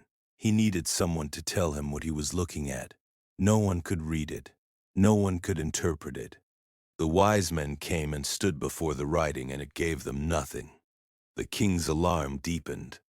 His lords were bewildered alongside him. The hall that had been full of celebration had become something else entirely, and the writing was still on the wall, visible by the lampstand, waiting. It was the queen who remembered. She came into the banqueting hall. The text distinguishes her from the wives already present at the feast, which has led most readers to understand her as the Queen Mother, a woman of the previous reign, someone who had been present in the court when a different king sat on the throne, and different things had been discovered about the world. She came in and she spoke to Belshazzar with a directness that the moment required. She told him not to be alarmed, not to let his face change further. There was a man in his kingdom, a man his own father had known. She described what Nebuchadnezzar had found in this man, the spirit of the holy gods, light and understanding and wisdom. She wasn't speaking in vague terms. She was speaking from memory, from proximity to a reign in which this man's ability had been witnessed and documented and acknowledged at the highest level. She remembered that Nebuchadnezzar had appointed him chief of the magicians and enchanters and astrologers and diviners. She remembered the name. She told the king to summon him. And the way she described it made plain that the failure to have summoned him already was its own kind of statement. That this man had been present in the kingdom all along. That his history wasn't hidden. That the knowledge of what he could do had simply been left unattended in the way that important things are sometimes left unattended by people who don't think they'll need them. Why had Belshazzar not known? Or if he had known, why had the name not risen in him when the writing appeared? Perhaps because knowing a thing and holding it close aren't the same. Nebuchadnezzar had come to his understanding of Daniel through fire and dream and years of proximity. Belshazzar had inherited a kingdom and its records and its stored knowledge, the way one inherits furniture, present in the rooms but not lived with. The queen had lived with it. She had watched it. And so when the fingers wrote on the wall and the wise men fell silent and the king's knees gave way, it was she who remembered where the answer was. The queen told him there was a man in his kingdom in whom was the spirit of the holy gods, a man who had light and understanding and wisdom, a man his father had made chief of the magicians and enchanters and astrologers and diviners, a man named Daniel, whom the king the feast had never troubled to summon until the night his knees wouldn't stop shaking. Daniel came before the king, and the king said that if Daniel could read the writing and make known the interpretation, he would be clothed in purple and have a chain of gold around his neck and hold the third position in the kingdom. Daniel's response was immediate and unambiguous. Keep your gifts, give your rewards to someone else. He would read the writing. He would tell the interpretation. But the gifts weren't part of the arrangement, and Daniel wasn't a man who could be positioned by gold chains into saying something softer than the truth required. What strikes a careful reader here isn't the refusal itself, but the steadiness behind it. He was an old man by this point, an exile who had outlasted the king who first took him from Jerusalem, who had served in the courts of empire for decades, who had interpreted the most terrifying dreams anyone in that palace had ever witnessed. He didn't need Belshazzar's purple. He had stood in rooms of greater power than this one. But before the inscription, before a single word of what the wall said, Daniel turned to history. He spoke of Nebuchadnezzar's greatness, and the greatness was real. The nations had trembled. Kings had been driven from their thrones by the force of his campaigns. Whatever you thought of the man, you couldn't look at Babylon and dismiss what he had built. The city itself was the argument. Daniel didn't soften this. He named it plainly, because the greatness mattered. Because what happened to a man of that greatness mattered even more. The Most High God had given him the kingdom, had given him the greatness, and when his heart was lifted up and his spirit hardened with pride, something was taken from him that no army could have taken and no political rival could have arranged. Daniel walked Belshazzar through the whole account, driven from human company, living in the open field, eating grass beside the animals, his hair like the feathers of an eagle, his nails like the claws of a bird, 7 seasons passing over him while the throne waited and the administrators managed what he couldn't. And then the moment when his reason returned, when he lifted his eyes toward heaven, that upward look, which was everything, and acknowledged that the Most High rules in the kingdom of mankind and gives it to whom he will. All of this Belshazzar knew. That's the weight Daniel placed on him. Not as background information, not as a history lesson offered out of courtesy. You knew all of this. The word "knew" carries a particular kind of accusation in it. Knowledge received and knowledge acted upon are 2 entirely different things, and Belshazzar had received the first and refused the second. He hadn't humbled his heart. He had lifted himself against the Lord of heaven, and then the vessels. Daniel named them directly. The vessels from the house of God, brought into the feast, filled with wine, raised in praise to gods of gold and silver and bronze and iron and wood and stone. Gods who don't see, gods who don't hear, gods who don't know. The contrast here isn't merely theological, it's almost architectural in the way Daniel constructs it. On one side, the God in whose hand is your breath, in whose hand are all your ways. On the other, objects that can't perceive the hand that holds them. Belshazzar had stood between these two and chosen the objects. He had poured wine into cups consecrated to the living God and used them to honor things that had no life in them at all. That God, the one whose hand held the very breath moving through the king's chest at that moment, hadn't been honored. Then the writing. Mene, Mene, Tekel, Parson. Daniel read each word and gave its meaning without ceremony, without softening, without the kind of diplomatic cushioning that might have been expected when delivering such a verdict to a seated king in front of 1,000 of his lords. Mene, God has numbered your kingdom and brought it to an end. Not is bringing, not will someday bring, has brought. The numbering is already complete, the accounting is closed. Tekel, you've been weighed in the balances and found wanting. The weighing is past, the finding is past. Whatever the scales were measuring, the measure has been taken. Paris, your kingdom is divided and given to the Medes and the Persians. Given, not contested, not negotiated. Given, as a settled matter, to another people entirely. These aren't warnings. They aren't an urgent appeal to repentance. The word that came to Nebuchadnezzar through Daniel had space in it, a year of grace, a call to turn. This word is different. It's a verdict, and Daniel delivered it as one. The directness of it's almost startling when you set it against the elaborate pageantry of the feast. The 1,000 lords, the music, the wine, the golden lampstand throwing its light across the room. All of that, and Daniel simply tells a king that his reign is already over. But the night wasn't finished. That very night Belshazzar, the Chaldean king, was killed, and Darius the Mede received the kingdom, being about 62 years old. Darius set over the kingdom 120 satraps, and over them 3 high officials of whom Daniel was one. And it pleased the king to set him over the whole kingdom, because an excellent spirit was found in him. This is how the text introduces the new arrangement. No ceremony, no extended description of the transition of power, simply the structure of a reorganized empire, and, within that structure, a man who had already served one kingdom faithfully now found himself at the center of another. Babylon had fallen in a single night. The vessels from Jerusalem had been drunk from and set aside. Belshazzar was gone.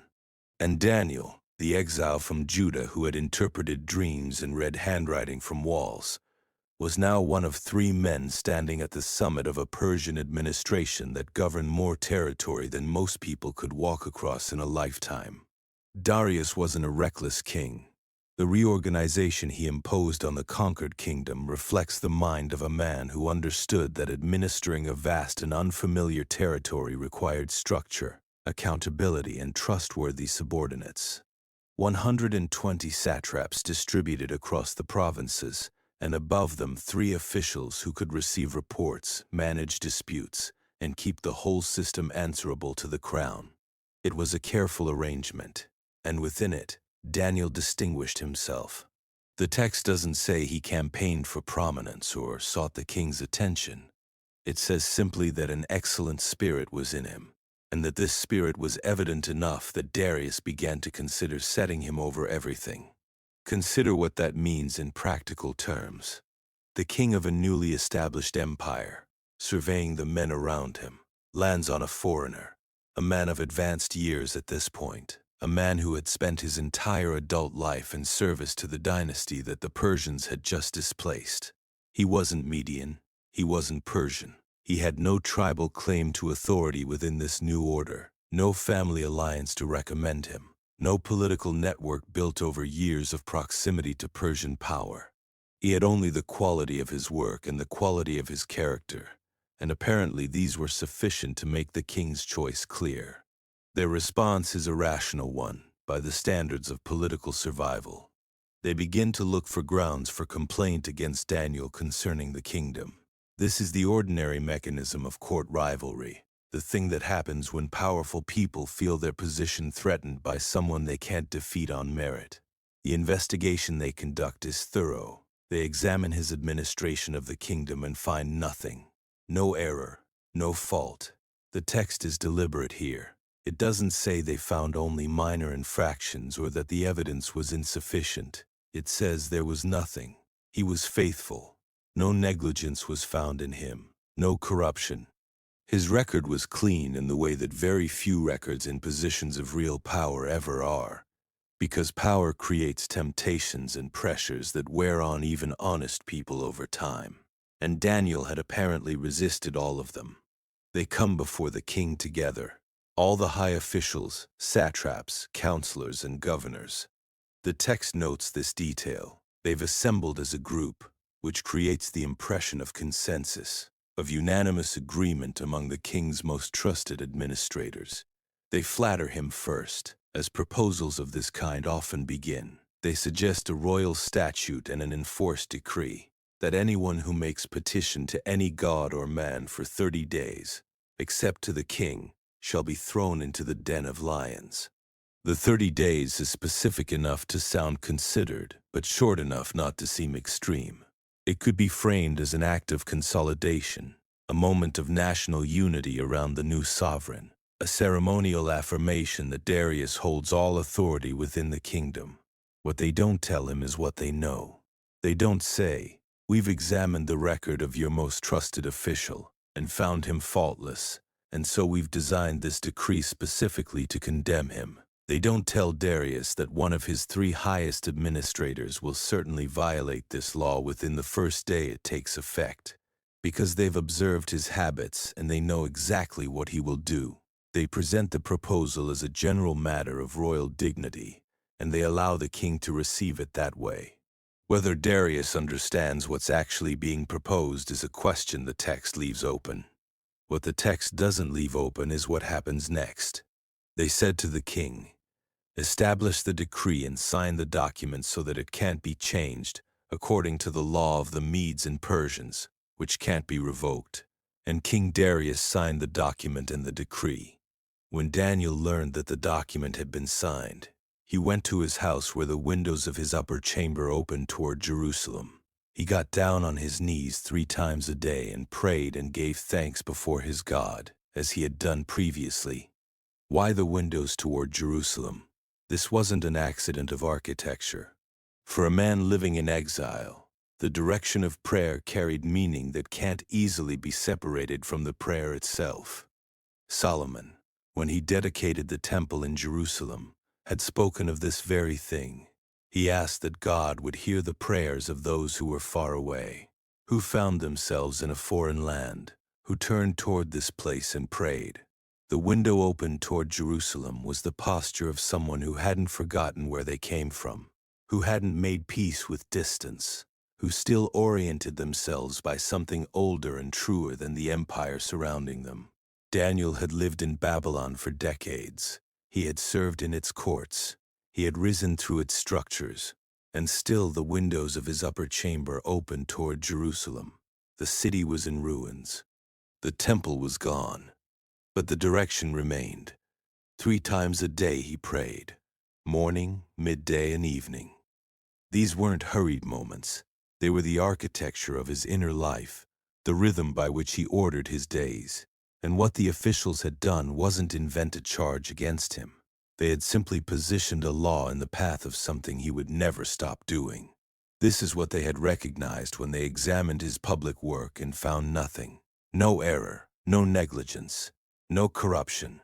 They had looked at every element of his official life with the specific intention of finding something that could be used against him. They had found a man whose conduct was without fault. So they went looking in a different direction. They found the only place he was entirely unguarded. Not because he had failed to protect himself, but because it never would have occurred to him to do so. He didn't pray quietly in a room without windows. He didn't make some reasonable accommodation for the 30 days the decree required. He didn't tell himself that God would understand a temporary adjustment, that a season of private faith was still faith, that the substance of his prayer was more important than its posture or its visibility. These are the calculations a man makes when self-preservation competes with faithfulness. Daniel appears to have made none of them, or if he made them, they didn't find their way into his feet. That carried him to his house or into his knees. That found the floor or into his hands, which opened toward the city of his fathers. He simply prayed. The officials had been watching. How long they had watched before the decree was signed, we don't know. But once the document was sealed, they wouldn't have waited. They came to his house. They found him making petition and supplication before his God. The text doesn't elaborate on what they felt in that moment, whether there was satisfaction in finding him exactly where they had expected, or whether there was something more complicated in watching a man of his character continue his practice with such complete composure. Whatever they felt, they moved quickly. They went before the king. The approach they took was careful. They didn't lead with Daniel. They began with the decree itself. They asked the king to confirm what he had signed. Was there not an injunction issued that any man who made petition to any god or man within 30 days, except to the king, would be thrown into the den of lions? The king confirmed it. The law of the Medes and Persians stands. Then they brought forward the name. Daniel, they said, one of the exiles from Judah. They used that phrase deliberately. Not the first of the high officials. Not the man the king had considered placing over the whole kingdom. One of the exiles from Judah. They were reminding Darius that whatever standing Daniel had accumulated was granted, not native. They were placing him back in the category of the foreign, the displaced, the man who ultimately belonged to somewhere else. He pays no attention to you, O king, or to the injunction you've signed. He makes his petition 3 times a day. The king's reaction is recorded plainly. He was greatly distressed. This wasn't the response of a ruler who felt his authority had been challenged and needed to be defended.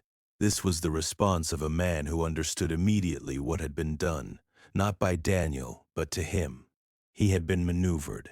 The decree he had signed as a gesture of royal unity had been a mechanism. Its target had been standing in a house with open windows before anyone brought the document to him to sign. Darius labored until the sun went down, trying to find a way around his own law. He consulted, he considered, he searched for some angle in the legal language that might yield a space he could use. The sun moved across the sky and descended, and he found nothing. The officials hadn't finished. They had been patient this long. They could wait until evening to return and close the door entirely. They came before the king a second time, and the words they spoke weren't new information. They were the legal wall they had built around Daniel, stated plainly for the record, offered to the king who already knew every word of it and had spent the afternoon looking for a way through. The men came before the king and said, "Know, O king, that it is a law of the Medes and Persians that no injunction or ordinance that the king establishes can be changed." And the king knew they were right. Then the king commanded, and Daniel was brought and thrown into the den of lions. And the king declared to Daniel, "May your God, whom you serve continually, deliver you." The stone was brought. It was laid over the mouth of the den. And then the sealing began. The king pressed his own signet into the clay. His lords did the same. This detail means something different to each of them. For the officials who had constructed the plot, the sealing was the closing of a trap. They had moved carefully and patiently. They had found no fault in Daniel's work. They had found no corruption in his record. The only ground they could locate was his faithfulness itself, and they had built the mechanism to make that faithfulness fatal. The sealed stone was the final piece. It ensured that no one could reach Daniel before the lions did. It ensured the plan held. But for Darius, the sealing was something altogether different. It was the acknowledgement of his own limits. He was the most powerful man in that part of the world. He commanded armies and administered an empire. His word reshaped the lives of nations, and he couldn't undo what he had signed. The Median law didn't bend, not even for the king who had issued it. He pressed his signet into the seal, not as a man confirming his intention, but as a man confirming his helplessness. The law had closed around him as completely as the stone closed over the den. He had been used. He likely understood that now, and there was nothing left to do but seal the stone and walk away. So he returned to his palace, and his sleep fled from him. Meanwhile, the den was sealed. The night was long. It was long for Darius, pacing or lying still in his palace, unable to eat or rest or be distracted from the one fact his mind returned to again and again. It may have been long in ways we can't fully see for the men who had sealed the stone, who would have had their own reasons for lying awake, though the text doesn't follow them into their private hours. And the night passed, the way nights do, not quickly, not easily, but with a slow and certain movement toward morning that can't be stopped and doesn't ask permission. The darkness didn't hold. Then at break of day, the king arose and went in haste to the den of lions. When he came near to the den where Daniel was, he cried out in a tone of anguish, "O Daniel, servant of the living God, has your God, whom you serve continually, been able to deliver you from the lions?" The question carried everything that had accumulated through the night, the sleeplessness, the fasting, the hours of darkness in which the king had sat with the weight of what his own law had done. He had arrived at the den as early as the light would permit him, moving in haste, the text says, which is a detail worth holding. And this mattered. He had thought about Daniel through every hour of the darkness, and now he was here, standing at the mouth of the sealed den, and calling out with a word he hadn't been taught to use. Servant of the living God, not a subject, not a prisoner, not a condemned man whose case had been formally closed by the law of the Medes and Persians. He called him a servant of the living God, and in doing so he revealed what the night had done to him. He had arrived at the den already halfway believing something that his law had made no room for. The cry matters because of what it admits. Darius wasn't a cruel king. He was a man caught between his affection for Daniel and the mechanism of his own authority. And the mechanism had won, and now he was standing in the early morning light calling down into the dark to find out whether something greater than his mechanism had also been present. The king came to the den in anguish, and Daniel answered.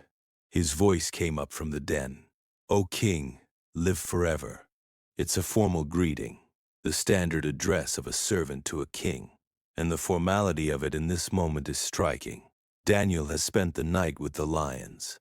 He greets the king with the same composure he had brought to every court appearance, every dream interpretation, every test that had been placed before him. "My God sent his angel and shut the lions' mouths, and they have not harmed me." He gives the reason plainly, because I was found blameless before him.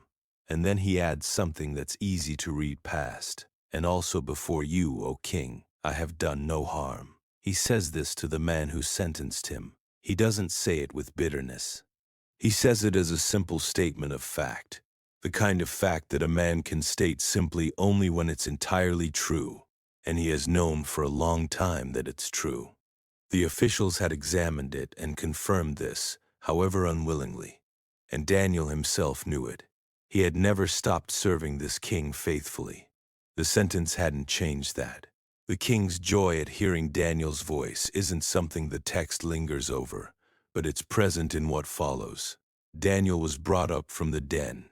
The examination of his condition is recorded with the same precision the text uses throughout. No wound of any kind was found on him. The text supplies its own interpretation, because he had trusted in his God. This is the reason the text gives, not his cleverness, not his courage, not any quality that Daniel had manufactured in himself. Trust. A trust that had expressed itself in the ordinary continuance of prayer 3 times a day, in the open window toward Jerusalem, in the refusal to alter what had always been true about him simply because the law had changed around it. The officials who had arranged the accusation were brought before the king. The text moves through this quickly. There's no extended scene, no dramatic confrontation, no prolonged accounting. The record simply notes what was commanded and what occurred, and then it moves on. Daniel continued. This is the final thing the text records about him in this part of the book. Not a retirement, not a celebration, not a period of reflection. He prospered during the reign of Darius, and then during the reign of Cyrus the Persian after him, and he returned to his work in the kingdom as he always had, doing it faithfully, carrying an excellent spirit into the administration of an empire that wasn't his own, in a city that wasn't his home, serving kings whose gods weren't his God. So this Daniel prospered during the reign of Darius and the reign of Cyrus the Persian, and the kingdom continued around him, vast and humming in its ordinary way, while he returned to his work. But there was another record, kept alongside the administrative work, written in Daniel's own hand, describing what came to him in the night. This is where the book of Daniel changes. The earlier chapters move through courts and kingdoms, through fire and lions and the dreams of kings who couldn't sleep. In those chapters, Daniel is the interpreter. He's the one brought forward when no one else can speak. He stands before power and translates what God has given to another man's sleeping mind. But beginning in chapter 7, something shifts. The record is no longer about what came to Nebuchadnezzar, or to Belshazzar, or to the empire in its anxiety. The record becomes Daniel's own. What came to him? What he saw in the deep hours when the administrative world had quieted, and the lamps burned low, and there was nothing between him and what heaven chose to send. He wasn't seeking these visions. That's worth understanding before anything else is said about their content. Daniel didn't fast his way into revelation or position himself for extraordinary experience. He was a man who prayed faithfully, who worked faithfully, who carried the excellent spirit the text names as his defining quality into every room he entered. The visions came to him because God sent them. They arrived unbidden, the way weather arrives, the way light changes in a room without anyone having touched the lamp. And they were strange. There's no other word that serves. What Daniel received in these chapters wasn't the kind of vision that arrives already explained, already ordered into meaning that a man can hold in both hands and examine. These were images from a register entirely unlike the one in which empires run their accounts. Seas, winds, creatures unlike anything that walks or swims or flies in the natural world, thrones of fire, courts of thousands, a figure ancient beyond reckoning seated at the center of it all, and through it and above it and underneath it, a sovereignty so absolute that even the chaos of the beasts moved within it, contained by it, bounded by what had already been decided before any of them rose. For the listener tonight, these visions need not arrive as something frightening. They did trouble Daniel. That will be said plainly, because the text says it plainly. And Daniel's honesty about his own response is part of what the record preserves. But received at this distance, in the quiet of this hour, they move the way weather moves across a distant sky. You can watch a storm from a ridge and feel its power without standing in the rain. That's the posture available to us tonight, watching from a place of relative safety as these images pass through Daniel's sleeping mind, vast and slow and full of weight. The first of them came in the first year of Belshazzar's reign, before the feast, before the writing on the wall, before the fall of Babylon that Daniel would live to see. He saw a great sea, and over it, the four winds of heaven were stirring. He wrote it down, the whole vision, and kept it to himself. And then in the morning he returned to the work of the kingdom as he always had. In the vision there was a sea, and over the sea the four winds of heaven were stirring, moving across the surface of the water in the darkness before dawn. This is where the record begins, not with a throne room or a courtyard, or the face of a king, but with water, ancient, dark, fathomless water, the kind the Hebrew imagination had always understood as the place where the untamed things live, where order hasn't yet been spoken into being, where the deep holds its breath. The four winds came from every direction at once, from the north and south and east and west, and the sea they moved across was vast enough that the horizon couldn't be found. There was no shore visible in the dream, only the surface of the water, disturbed now, alive now, the winds pressing against it from all sides simultaneously, and the darkness of the hours before dawn sitting over all of it like a held thought. Then, from the water, something came. The first beast rose from the sea like a thing that had always been waiting there beneath the surface. It had the body of a lion, but it wasn't simply a lion. It carried wings, the great wings of an eagle, spread and terrible and suggesting a speed and reach that no creature born to earth alone could possess. As Daniel watched, the wings were pulled away, torn from the body of the thing, and the beast was made to stand upright on 2 feet like a man, and a human mind was given to it. This is the quality of these images. They don't hold still. They move. They transform. What begins as one thing becomes another before the watching eye has finished receiving it, and the meaning of that transformation hangs in the air unspoken, present but not yet named. The second beast came from the water, and it was like a bear. It was raised up on one side, tilted, asymmetrical, its posture suggesting force held at an angle, momentum about to become movement. Between its teeth it held 3 ribs, the remnant of something already consumed, and a voice said to it, "Arise, and devour much flesh." The command fell into the vision and hung there, and the beast heard it, and the vision moved on. There's no lingering in these images. The dreaming mind doesn't analyze, it receives. The third beast was a leopard, and the leopard had upon its back 4 wings, not 2 wings as a bird might carry, but 4, as though speed itself had been compounded, as though ordinary motion had been found insufficient. The leopard had 4 heads as well, and dominion was given to it. 4 heads and 4 wings and dominion. The image doesn't explain itself. It simply stands there in the light of the dream, strange and certain, and Daniel saw it and wrote it, and continued watching. The fourth beast is where the vision becomes quieter in a different way. Not quieter because it's smaller or less significant. Quieter because Daniel's words reach for it and find the ordinary language of description inadequate. He writes that it was different from all the beasts that came before it. Terrible, exceedingly strong. It had great iron teeth, and it devoured and broke and stamped what remained beneath its feet. And it had 10 horns. This is almost all the description Daniel offers for this fourth creature, and the restraint is its own kind of weight. There are things the dream showed him that language couldn't fully carry across from the night into the morning. He recorded what he could, the rest he held. Among the 10 horns a smaller horn arose, and in this horn there were eyes, like human eyes, and a mouth speaking great things. This is where the vision pauses before it turns towards something else entirely, something that will change the quality of the light in the dream completely. But for now there's only the sea, and the winds, and the 4 shapes that came up out of the water, each one different, each one carrying in its strangeness some portion of a truth that Daniel wasn't yet equipped to name. He was watching. That was all he could do.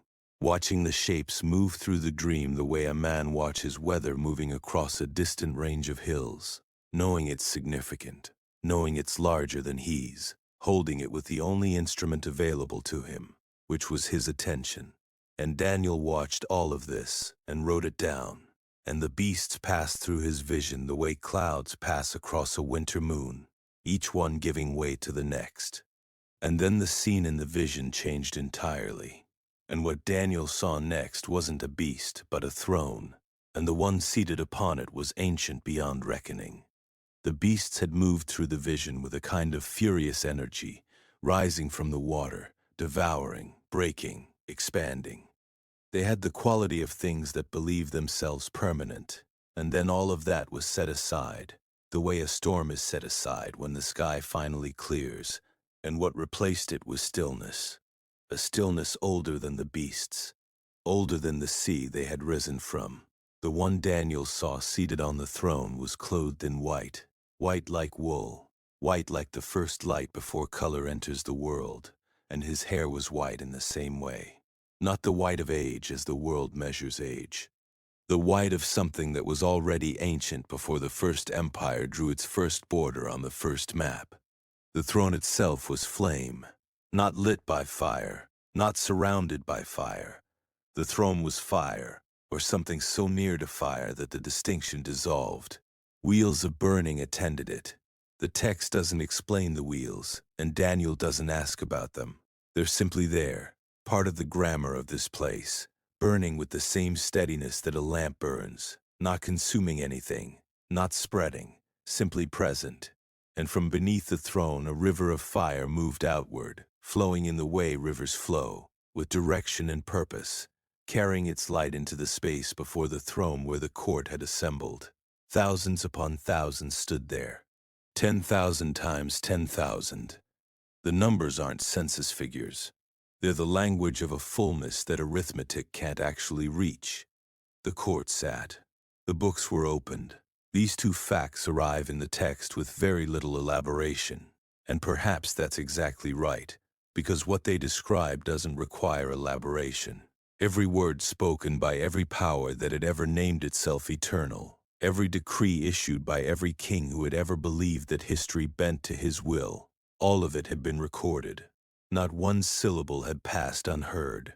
The same God who had allowed the beasts to rise, who had permitted the cycles of conquest and subjugation that Daniel had watched across a lifetime, had been present for all of it, had been listening, had been keeping the account. This isn't a comfortable idea for empires. It's, for those who have suffered under empires, something closer to mercy. The little horn that had appeared among the horns of the fourth beast was still speaking. This is the detail that stands out.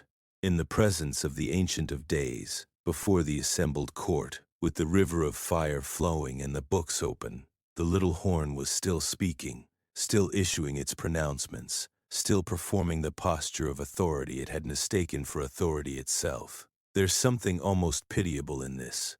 The beast that bore it was judged, and its body destroyed and given over to the burning flame.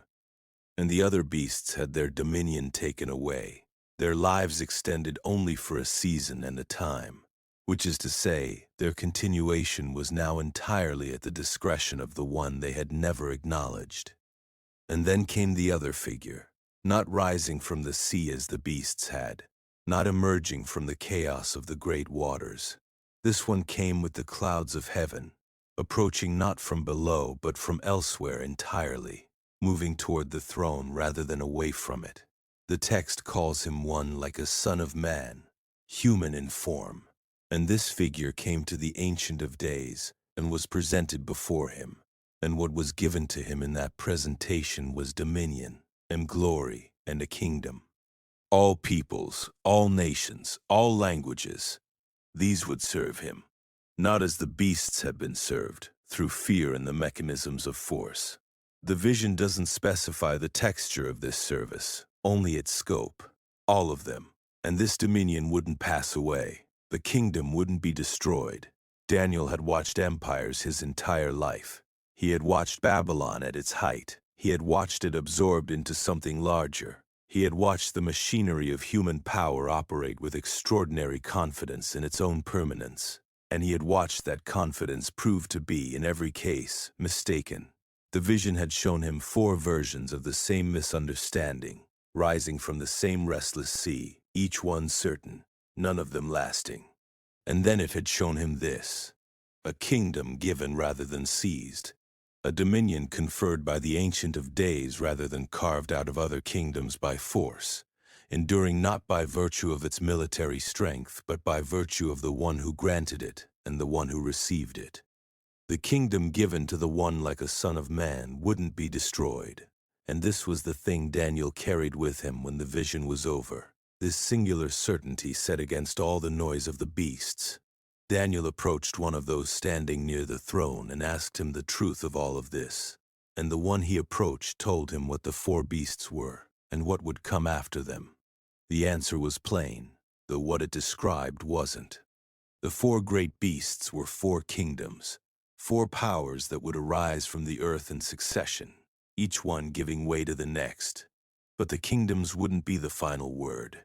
The saints of the Most High would receive the kingdom, and they would possess it, and they would hold it not for a season but forever, age after age without end. This was the shape of the answer given, and it was enough to understand that the beasts, For all their terrible presence in the vision were passing things.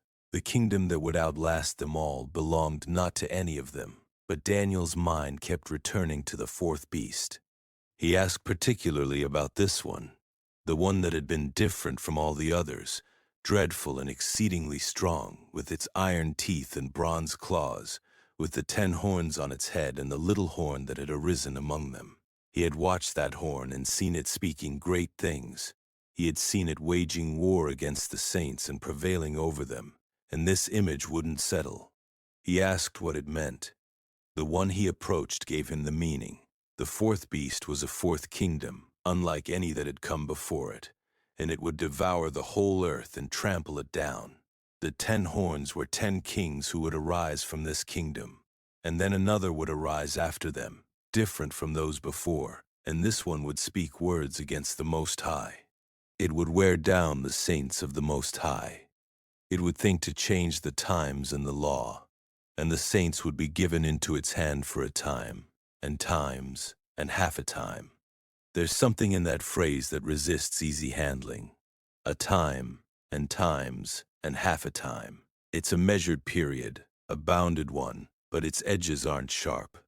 It suggests a duration that's known to the one who ordains it, even when it isn't fully transparent to those who must live through it. What it communicates is this: there's a limit.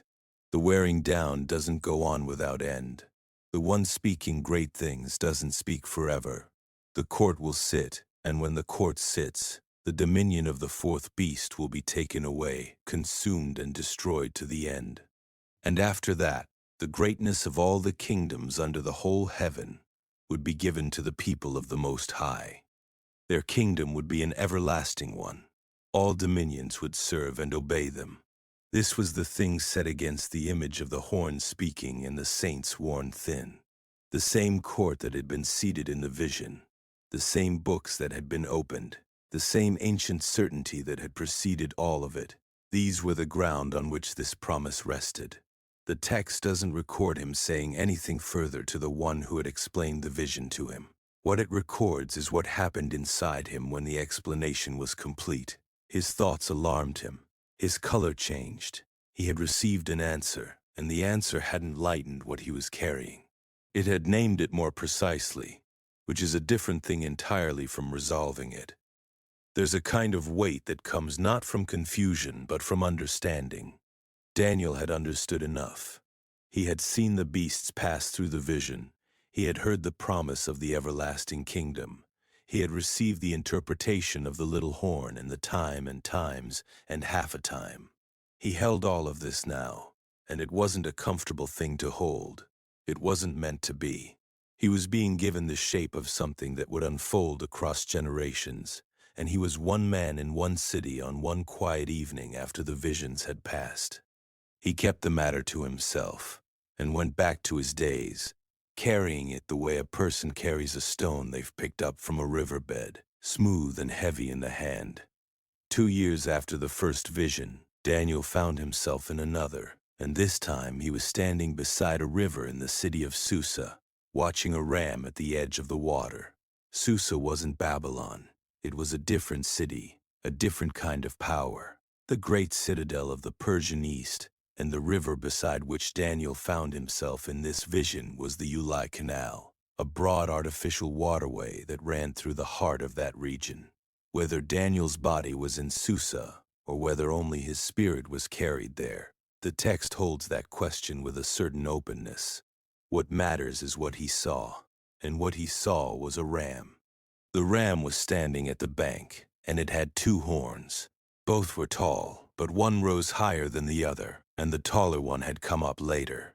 This detail is recorded with precision, the way a witness records what the eye actually catches, not what the mind expects. The ram began to move. It charged westward, then northward, then southward. No animal could stand against it. Nothing opposed it. No beast held its ground. The ram did as it pleased, and it grew great, and there was a quality to its movement in the vision that was less like an animal in a field, and more like the slow, inevitable expansion of something that has decided it won't be stopped. Then from the west, something came, a goat. A single goat, and it had a conspicuous horn between its eyes. One striking horn, and it came across the whole surface of the earth without touching the ground. This is the image the text preserves, and in the logic of a vision it holds its own kind of truth. The goat moved with such speed that the earth beneath it was almost irrelevant. It came from the west with the force of something that had been released rather than something that had decided to move, and it reached the ram. What followed was swift. The goat struck the ram with a fury that the text doesn't soften. It threw the ram to the ground. It trampled it. The ram had no power to stand. The two horns that had pushed westward and northward and southward were broken, and the creature that had been unstoppable moments before lay in the dust. In a dream, time moves differently. What might have taken years felt in Daniel's vision like a single breath, the way the mind in sleep compresses the long labor of history into one image, one collision, one outcome. The goat grew very great, and then, at the height of its greatness, the great horn was broken, not worn down, not gradually diminished, broken, and in its place 4 horns arose, growing up toward the 4 winds of heaven.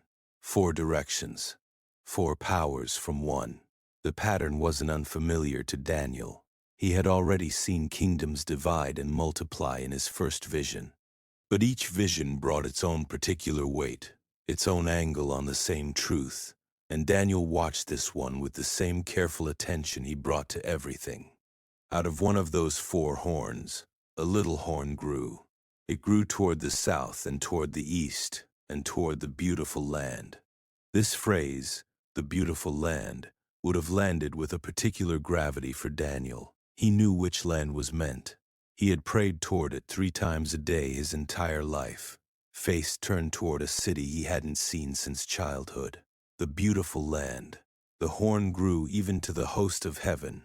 It threw some of the host and some of the stars down and trampled on them. It took away the regular burnt offering. The sanctuary lay cast down. And then a voice in the vision, one holy one speaking to another, asking how long. The answer came, 2,300 evenings and mornings. Then the sanctuary would be set right again. Daniel didn't receive this as a calculation to be worked out at a table. He received it the way a man in the dark receives the report of a distant light. He couldn't see the end of the corridor, but he heard that the end existed. He heard that what had been thrown down would be raised. The sanctuary would be restored, and Daniel held this like a lamp set at the end of a long corridor, distant but real, its light steady. While Daniel was still trying to understand the vision, someone stood before him, and he heard a human voice over the Uli calling out to this figure, saying, "Make this man understand the vision." Daniel fell. There was no deliberate act of prostration, no considered decision to bow. His face went to the ground the way a man's face goes to the ground when something arrives that his body understands before his mind does. He lay there in a deep sleep, overwhelmed, the vision still pressing against him from the inside. And then something touched him, a hand, careful and deliberate, setting him back on his feet. The one who had come to him didn't begin to speak until Daniel was standing. This is worth noticing. Gabriel. For this is who it was, the same figure Daniel had glimpsed in the earlier vision. Didn't deliver his message to a man lying face down in the dirt. He waited. He lifted. He made sure Daniel was upright before he said a single word about what any of it meant. Gabriel told him that what he had seen concerned the time of the end, not the immediate future, not the politics of the coming year. The phrase carried a weight of distance, the sense of something appointed far out along a corridor that Daniel couldn't see the end of. And then Gabriel began to explain. The ram with the 2 horns was the kingdom of the Medes and the Persians. The power Daniel had watched push westward and northward and southward without anything able to stand against it. That was Persia, the empire that had already reshaped the world around him. The goat from the west was the king of Greece, and the great horn between its eyes was its first king, the one whose speed across the dream landscape had made it seem as though his feet barely touched the ground.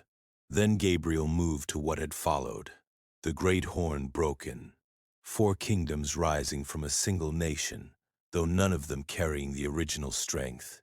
This fracturing, this division of power among successors, was the interpretation Gabriel offered, and Daniel received it the way a person receives something too large for any single moment of understanding.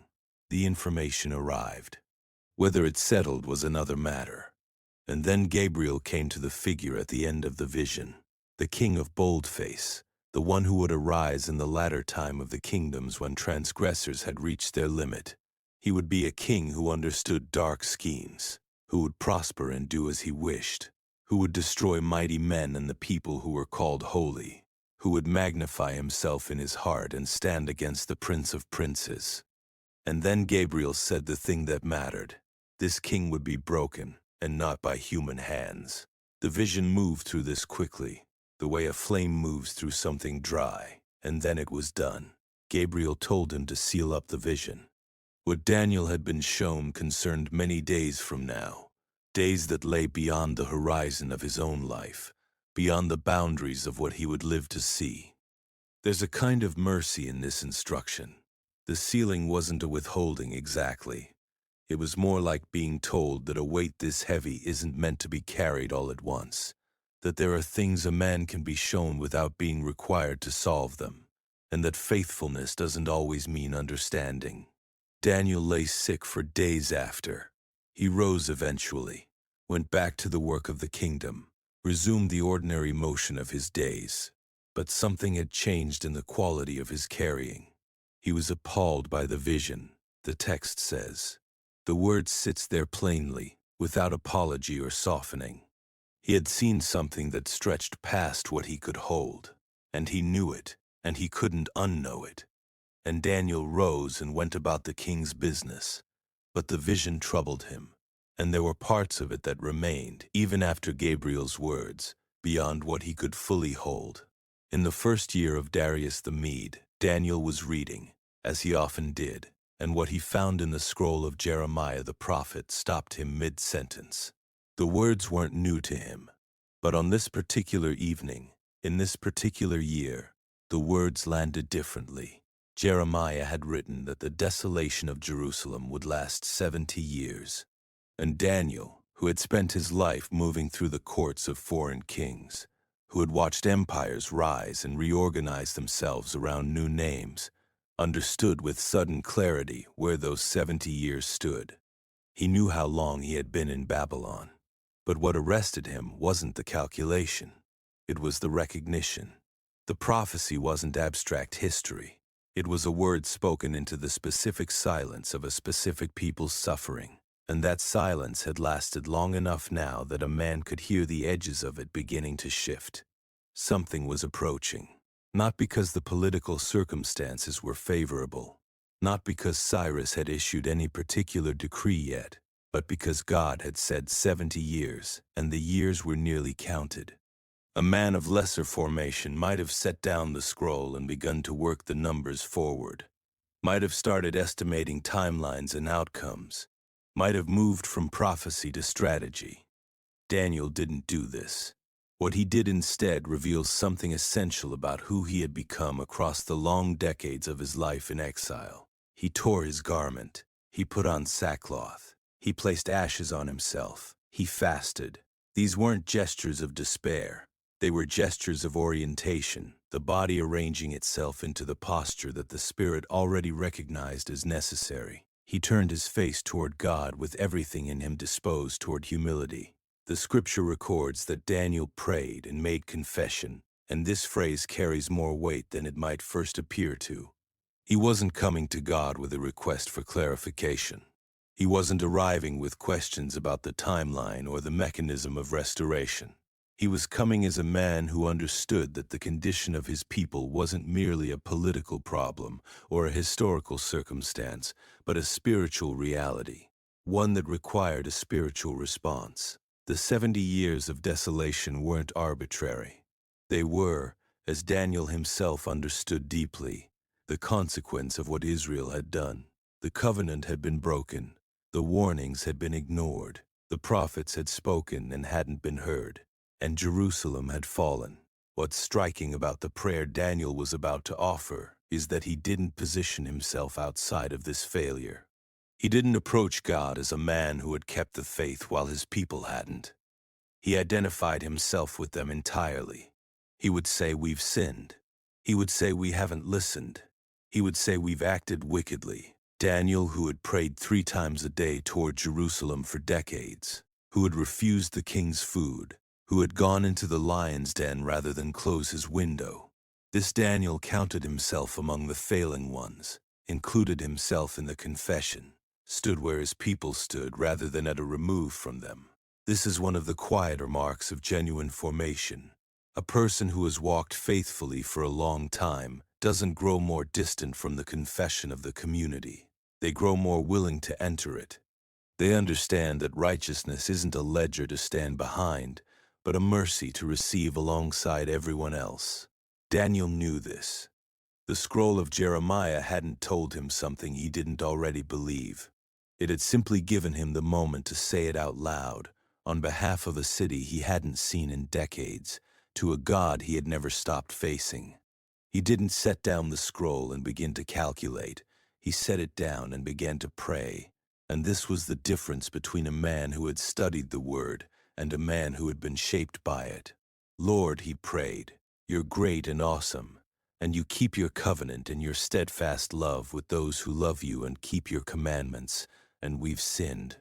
The prayer begins there, not with a petition, not with a question about timelines, or a request for clarification about the 70 years he has just read.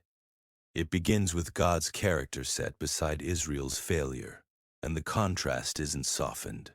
Daniel doesn't ease into the confession the way a man might ease into cold water. He enters it directly. "We've sinned and done wrong and acted wickedly and rebelled, turning aside from your commandments and your rules." Every word carries weight. Sinned, done wrong, acted wickedly, rebelled. These aren't synonyms arranged for rhetorical effect. They're a man taking inventory, opening every drawer, showing everything that's there. He doesn't exclude himself from this. This is the thing that distinguishes the prayer from a complaint or a lamentation over what others had done. Daniel, who had been faithful through decades of exile, who had prayed without ceasing and refused to compromise, and served with an excellent spirit in every administration he had known. This Daniel prays we, not they, not those who had come before. "We have not listened to your servants the prophets, who spoke in your name to our kings and our princes, and our fathers and all the people of the land." He folds himself into the failure. He doesn't stand apart from his people in order to address God on their behalf. He stands inside the failure with them, counting himself among those who hadn't listened, among those who bore the weight of what had gone wrong. To the Lord our God belong mercy and forgiveness. He says this not as a demand, but as a recognition. It belongs to God. It's God's to give. What belongs to Israel, Daniel says plainly, is open shame. The shame belongs to them. The kings and the princes and the fathers and the people who had walked in transgression. And here again he doesn't exempt himself. "We have sinned against you." Not a category of Israelite in some distant generation. We. This is the posture the prayer holds from beginning to end. There's no point at which Daniel straightens up, brushes himself off, and reminds God of the faithful remnant, of those who had kept the law while others had wandered. There's no moment of credential presenting. He doesn't arrive at the throne with a record of his service and lay it before God as collateral. He arrives with open hands and with ash on his head, and with the knowledge that even his decades of faithful prayer couldn't purchase what he was about to ask for. The calamity that had come upon Jerusalem was deserved. He says this without flinching. The Lord was righteous in all that had been brought upon them, and they hadn't obeyed his voice. He returns to this again and again. The repetition isn't careless, it's deliberate. A man who has prayed long enough to know that the temptation is always to arrive at the point of petition too quickly, to offer a brief acknowledgement of fault, and then move swiftly to the request. Daniel doesn't do this. He sits in the acknowledgement. He lets the full shape of it be spoken. All Israel had transgressed the law and turned aside, refusing to obey the voice of the Lord.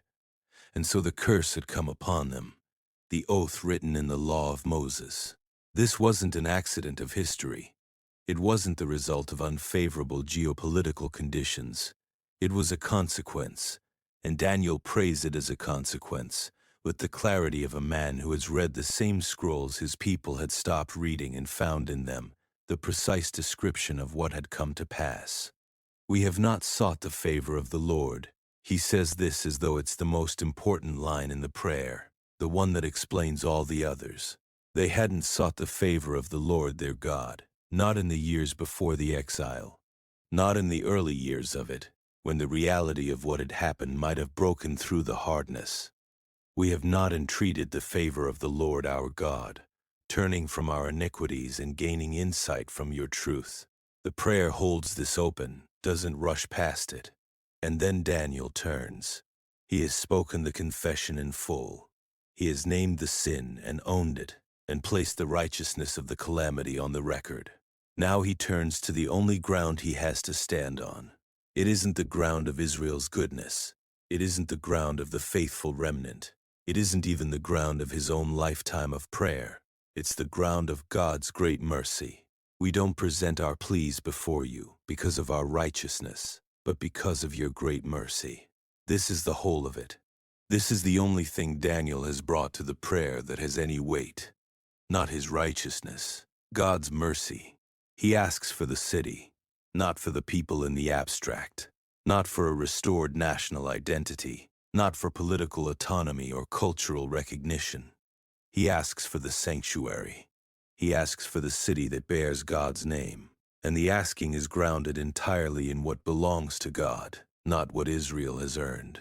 The Lord who had brought his people out of Egypt with a mighty hand and made a name for himself was the same Lord Daniel was addressing now. That name was the ground of the request. That name had been attached to the city. The desolation of the city was therefore a desolation that touched the name of the one Daniel was speaking to. And Daniel holds this before God without manipulation, without artifice, simply as a true thing that he believed God already knew. For your own sake, Lord, he said, make your face shine upon your sanctuary which is desolate, and hear, and forgive, and act, and do not delay, for your city and your people are called by your name. He was still speaking, the prayer still moving from his lips, when Gabriel reached him, the same one he had seen in the earlier vision, coming swiftly and touching him at the time of the evening sacrifice. The prayer wasn't finished. Daniel hadn't reached a conclusion, hadn't offered a closing word, hadn't fallen silent and waited in the customary way of a man who has said what he came to say. The prayer was still in motion, still ascending, and Gabriel was already arriving, as if the sending hadn't waited for the petition to be complete, as if the answer had been set in motion before Daniel reached the end of what he was asking. Gabriel had appeared to Daniel once before, in the vision of the ram and the goat beside the Ulai Canal, where Daniel had fallen on his face overwhelmed. That encounter had left Daniel sick for days. He had carried it like a wound. So when Gabriel arrived again now, in the middle of the prayer, touching him, it wasn't an unfamiliar presence exactly, but neither was it a comfortable one. These weren't casual visits. They carried weight. Gabriel spoke first about Daniel himself, not about the city, not about the 70 years, not about the question Daniel had brought to God in sackcloth and ashes. He spoke about Daniel. You are greatly loved. The word used carries a sense of being precious, of being held in high regard by the one who sent the messenger. This wasn't flattery. It was an orientation, a way of telling Daniel where he stood before anything else was explained. Before the vision was opened, before the weeks were numbered, Daniel was told what he was to the one who had sent Gabriel. Greatly loved. What follows is a word about generations, about a city and a people and a horizon that Daniel wouldn't live to see. Before that weight was placed in his hands, he was told he was held. Gabriel said he had come to give insight and understanding. He told Daniel to consider the word and understand the vision. There's a gentleness in this instruction, not a demand, not a correction, appointing, consider, understand, as if Gabriel were standing beside Daniel at a window rather than setting a text before him to be solved. Then the 70 weeks, 77s, appointed for Daniel's people and for the holy city. The language moves through a series of purposes: to finish transgression, to put an end to sin, to atone for iniquity, to bring in everlasting righteousness, to seal both vision and prophet, and to anoint a most holy place. These aren't administrative categories. Each one is a weight-bearing word. Transgression, iniquity, everlasting righteousness. The movement is from what's broken toward what will be made whole. From the desolation Daniel had just confessed to a restoration that goes further than the rebuilding of a wall or the return of exiles. The language reaches past Babylon. It reaches past any single historical moment. Daniel received this humbly. There's no record of him pressing Gabriel for clarification, no record of him calculating on his fingers, no record of him demanding specifics about the sequence or the timing. He hadn't come to God that evening as a theologian assembling a system. He had come as a man in sackcloth with his face toward the desolated sanctuary, and that posture didn't change simply because Gabriel had arrived with a numbered answer. The 70 weeks were given to him as a mercy, not as a mechanism.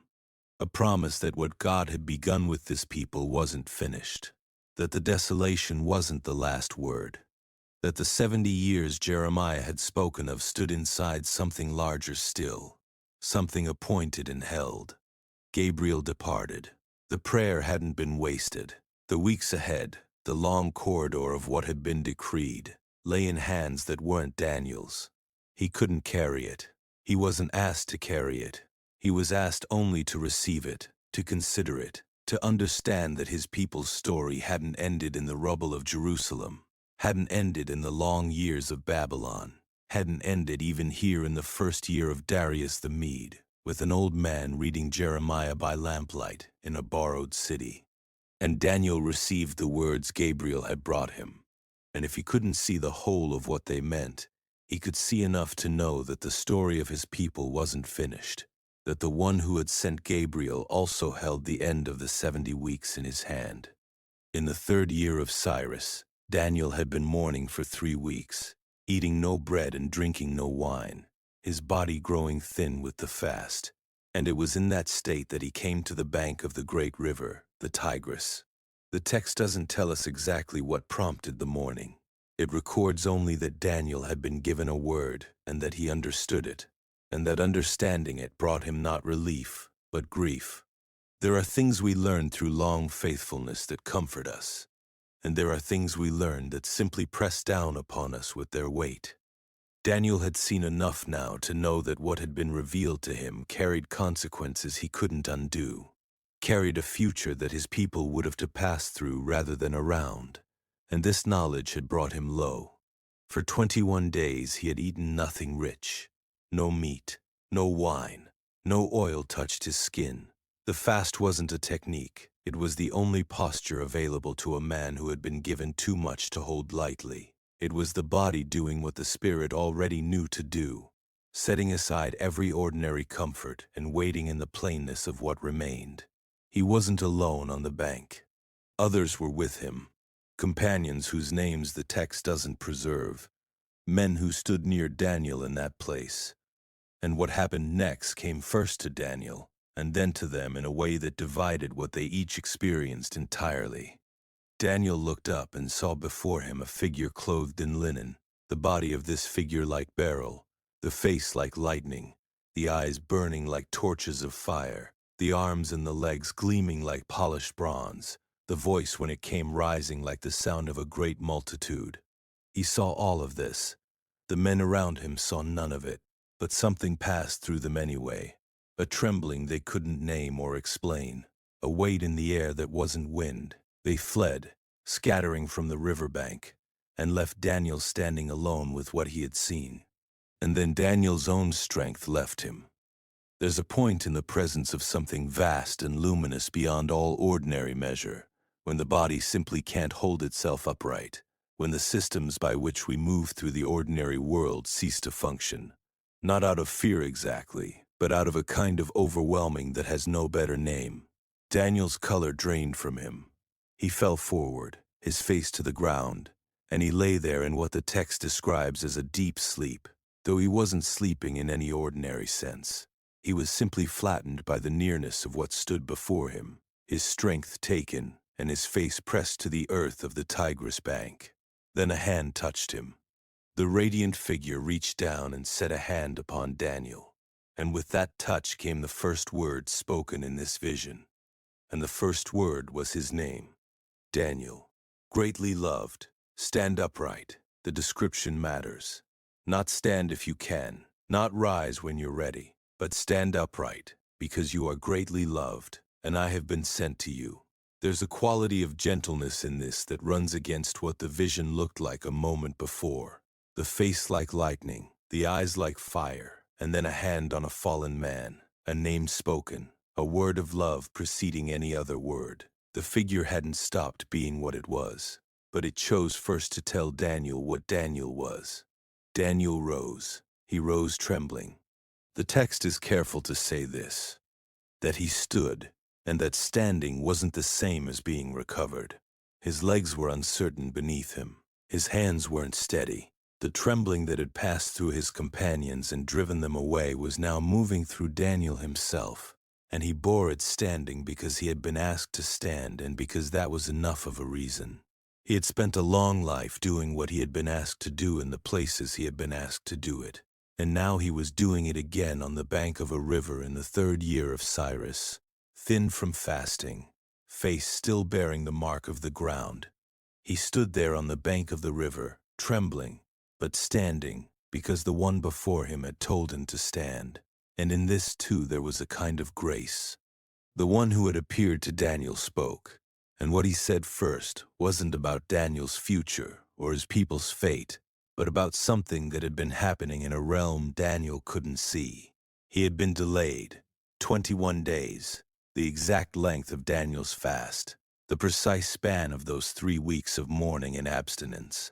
The days when Daniel had eaten no rich food and drunk no wine and waited at the edge of understanding for something to break through.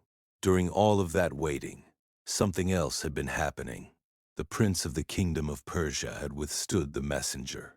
Not a human prince, not a court official or a military commander or an advisor whispering into the king's ear. Something of a different order entirely. Something operating behind the visible architecture of the Persian Empire, in a dimension of conflict that Daniel had no way to perceive or measure from where he stood. The messenger had been engaged in this opposition for 21 days. It was only when Michael came, Michael, one of the chief princes, the one the text elsewhere names as the prince who stands over Daniel's people, that the way was made clear for the messenger to continue on to Daniel. This is a remarkable thing to say. It reframes entirely the silence that Daniel had experienced during those 3 weeks. He had prayed. He had waited. Heaven hadn't seemed to answer, and a man of lesser orientation might have concluded that his prayers were going unheard, that the words he was sending upward were simply dissolving into the air. But the delay wasn't absence.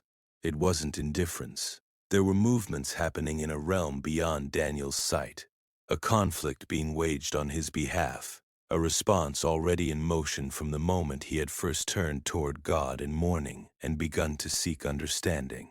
The prayer had been received. The messenger had been sent.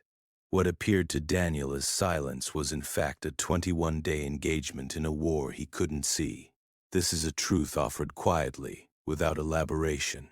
The text doesn't pause here to draw lessons from it. It simply states what was happening, and lets that statement carry its own weight. There's a conflict behind the conflicts. There are movements beneath the movements of kingdoms. And Daniel, kneeling on the bank of the Tigris with his face against the ground, had been caught up in it without knowing it, his prayers threading through something vast and unseen, landing somewhere real. The messenger then told Daniel what he had come to say. He had been sent to make Daniel understand what would happen to his people in the latter days. The vision was for days yet to come, and while the messenger was still speaking, he reached out and touched Daniel's lips. There's something in this gesture that carries a weight beyond its simplicity. Daniel had fallen face down. His strength had left him. He had been described already as undone by the sight of this figure, reduced to the ground by something his body couldn't hold. And now the messenger touched his lips, and Daniel opened his mouth and spoke. He said that the vision had caused him pain, that he had no strength left in him. The messenger reached out again. A second touch, this one to strengthen him. Stand upright, he had said earlier. Now again the same care, not a command issued from a distance, but a hand extended, a deliberate and patient restoration. The text records these touches with an economy that somehow makes them feel more present, not less. This figure, whose appearance had been like lightning and whose voice had been like the sound of a multitude, was handling Daniel with a gentleness calibrated precisely to what Daniel could receive. And Daniel asked the messenger to speak. His strength had returned. He was standing. He was ready. And Daniel said, "Let my Lord speak, for you've strengthened me." And he was ready, or as ready as a man can be to receive the weight of what was about to be given to him. What the messenger showed Daniel next wasn't one kingdom but many, rising and falling in succession the way seasons replace each other, each one certain of its own permanence and none of them lasting. There would be kings in Persia, the messenger said, powerful ones. The last of them would be richer than all those before him. In his wealth he would stir the whole world against the kingdom of Greece. And then from the west a mighty king would arise, one who would do as he pleased, whose will would move like a force of nature across the known world, bending everything it touched. His kingdom would be vast, his momentum would seem unstoppable, and then it would be broken, not by an enemy greater than himself, not by a coalition of powers strong enough to oppose him, but simply by the way all such things end. He would fall, and his kingdom wouldn't pass to his children, but would be divided, parceled out, given to those who weren't his own descendants, diminished from what it had been. This is the motion Daniel was shown. Not a single story with a single arc, but a long sweep of power changing hands, each transfer carrying its own violence, its own grief, its own generation of people who would be caught in the middle of what their kings had decided. What came after the breaking of that great kingdom was harder to hold. The messenger spoke of kings of the south and kings of the north, great powers pressing against each other across long distances. They would make alliances. Daughters would be given in marriage to seal agreements between dynasties, and those agreements wouldn't hold. The one who had given a daughter in the hope of peace wouldn't retain strength. She would be given up, along with those who had brought her and the one who fathered her and the one who supported her in those times. Alliances formed in political calculation tend to fracture along the same lines of self-interest that formed them. Armies would advance. Armies would retreat. A king of the south would come against a king of the north with a great multitude and carry off captives and plunder. For a time, the south would prevail, and then the north would gather itself and come again. Years measured in campaigns, decades measured in victories traded back and forth like objects no one could hold for long. Of seeing the same ambitions pursued across different generations with the same ultimate result. And yet through all of it, Daniel wasn't watching chaos. This is the thing the messenger was showing him. What looked from the ground like the random violence of competing powers was, from a higher vantage, something else entirely. There was a structure beneath the movement. There was a sovereignty underneath the noise. A figure appeared in the vision who exalted himself above every god, who spoke things against the God of gods, who honored a god of fortresses with gold and silver and precious stones and costly gifts, who divided the land for profit and distributed it among those he favored.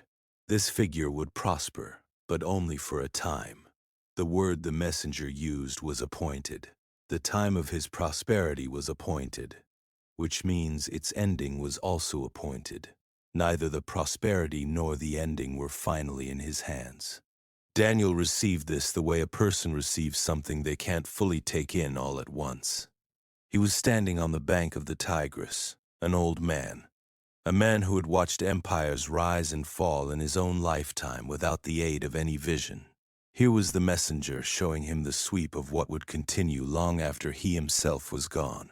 Kings pressing against each other across borders drawn by earlier kings, treaties written and broken, the language of dominion repeated in throne room after throne room by men who wouldn't have chosen a different word even if they had been told in advance how the story ended for each of them. What remained constant in all of it wasn't any of the kingdoms. What remained constant was the one who had ordered the messenger to go to Daniel, the one who had heard Daniel's prayer during those 3 weeks of fasting on the bank of this same river, the one who had been the ground beneath every king Babylon had ever raised and every empire that had replaced Babylon in its turn. The nations rose and pressed against each other and fell. None of it happened outside the knowledge of the one who ruled above them all. And through all of this, the vision kept returning Daniel to the same understanding he had arrived at years before, in a different king's court, in front of a different statue in a different dream, that the one who sets up kings and removes them is the same one who had sent this messenger to stand beside him on the bank of the Tigris. And then Michael stood up, the great prince who stands over Daniel's people. What was coming next was described as a time of trouble unlike any that had come before it. The messenger didn't soften this. He didn't ease Daniel into it with reassurances first or frame it in a way that diminished what it meant. There would be a time of trouble, such as hadn't been since the nations first began. This was spoken plainly, because plainness was what the moment required. But the messenger didn't stop there. He didn't leave Daniel standing in the shadow of that word, without showing him what came on the other side of it. And your people shall be delivered, he said. Everyone whose name shall be found written in the book. The trouble was real. The deliverance was also real. Both of these things were true at once, and the vision held them together without apology. This is the structure of what Daniel was being shown. Not suffering without end and not deliverance without cost, but something more honest than either of those alone. The time of trouble wasn't the final word. It was the condition through which the final word arrived. And the people who would be delivered were those written in the book. That meant there was a record being kept, a ledger of a different kind than the administrative records Daniel himself had spent decades maintaining. An accounting that no empire could alter, no decree could overturn, no conquering army could reach. And then the messenger said something that hadn't been said like this before. Many of those who sleep in the dust of the earth shall awake, some to everlasting life, some to shame and everlasting contempt. And those who are wise shall shine like the brightness of the sky above, those who turn many to righteousness like the stars, forever and ever. It's worth pausing here. This was because this moment carries a particular weight that's easy to move past too quickly. The Hebrew scriptures speak of the dead in various ways, in various places, with varying degrees of clarity. But this is different. This isn't a metaphor about national restoration. This isn't a poetic image of Israel's fortunes being reversed. This is a man receiving a vision in which the dead rise, in which those who sleep in the dust of the ground are called back from that sleeping. This hope is spoken here at the end of Daniel's record. It arrives as something given to a very old man who has spent most of his life in a city that isn't his, serving kings whose names he would never have learned had things gone differently, praying through every decade toward a city he may never see again. He was given resurrection, not as a doctrine to debate, as a promise to carry. Those who are wise will shine like the brightness of the sky. Those who turn many to righteousness will shine like the stars, forever and ever. Daniel had been a man who turned people, slowly, by the quality of his spirit, by the integrity of his work, by the simple fact that he wouldn't compromise what he knew to be true, even when the law of a foreign empire commanded it. He hadn't done this with proclamations. He hadn't done this with campaigns.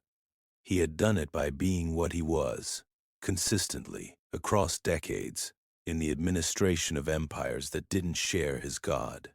in the company of kings who tested him and found something in him they couldn't explain. And now he was being told that people like this shine, that they don't disappear into the ordinary darkness of history, that their light continues past the moment of their dying. And then Daniel asked. He had been listening, receiving, recording, carrying, but here he asked. He looked and saw two others, one on each bank of the river. The man clothed in linen was above the waters. One of those on the bank asked him, "How long shall it be until the end of these wonders?" The man in linen raised both hands toward heaven and swore by the one who lives forever that it would be a time, times, and half a time, that when the shattering of the power of the holy people comes to an end, all these things would be finished. Daniel heard this and didn't understand it. He said so plainly. He asked, "What shall be the outcome of these things?"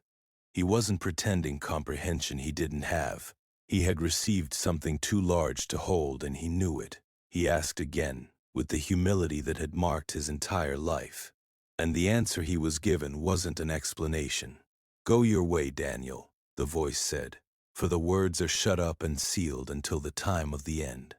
Daniel stood there on the bank of the river with that word settling over him like a hand placed on a shoulder. And the final words were these: "Go your way till the end, and you'll rest, and will stand in your allotted place at the end of the days." Daniel has moved through a life that contained more vision, more fire, more conflict, and more strangeness than almost any other life recorded in the ancient text. He has watched kingdoms be named and then erased. He has seen beasts rising from dark water and a throne blazing with ancient light.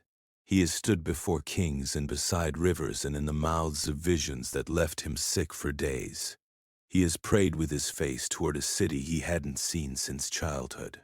And the last instruction given to him, at the end of all of that, at the far edge of a life spent carrying things almost too large to carry, is this one word: rest. There's something worth pausing over here. Daniel is an old man. His people are still scattered. The temple in Jerusalem, though work has resumed under Cyrus, isn't yet what it was. The 70 weeks Gabriel described haven't concluded. The kingdoms the messenger enumerated are still in motion. The sealed book is sealed.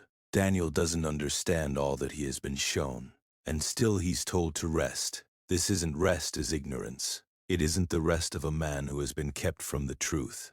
Daniel has been shown more than almost any person before him. He has received visions of empires and courts and resurrection and glory, and a son of man approaching a throne that burns like fire. He has more information than he can process, and yet he can't see the end. He can't hold all that he has been given, and the instruction given to him isn't, "Keep seeking, keep calculating, keep pressing against the sealed words until they open." The instruction is, "Go your way." There's a mercy in this that runs very deep. The sealed words aren't sealed to deny him. They're sealed because what lies beyond them isn't his to carry. A man can only hold so much. A life can only move forward under a weight that's fitted to it. And the God who had fitted Daniel's life with extraordinary weight, who had asked him to receive visions and interpret dreams and face lions and stand in the fire's outer heat while his friends walked in the flame, that same God is now looking at an old man who has been faithful to the end of his strength and telling him that what remains isn't his to finish. This is the pattern of Daniel's life, recognized now at its end. He was never the keeper of the outcome. He was the keeper of the posture. He kept his face toward Jerusalem when the law told him to look elsewhere. He kept his hands open to whatever work the kingdom set before him. He kept praying when the architecture of power said prayer would cost him his life. He kept recording the visions, even when they left him bewildered and exhausted. He wasn't responsible for understanding everything. He was responsible for faithfulness in the part of the story assigned to him. Think of the weight he has carried from Babylon's early days, through Nebuchadnezzar's fires of pride and his animals' years, through Belshazzar's hall and the writing on the wall, through the den of lions, through every night when the visions came unbidden and left him lying on the ground. Think of the window, always the window, open toward Jerusalem in the morning, in the evening, in the noon.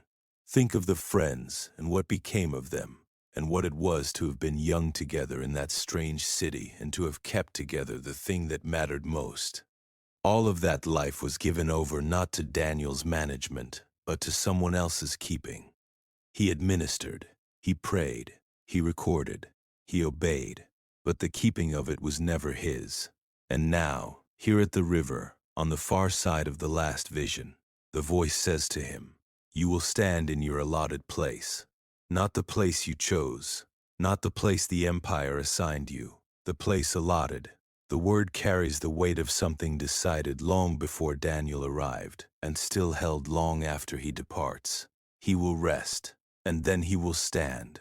Everything he had been shown, the beasts and the thrones and the horns and the stars, and the man in linen standing over the water, all of it was in hands larger than his, and he was being told to rest in that, and rest was exactly what he did.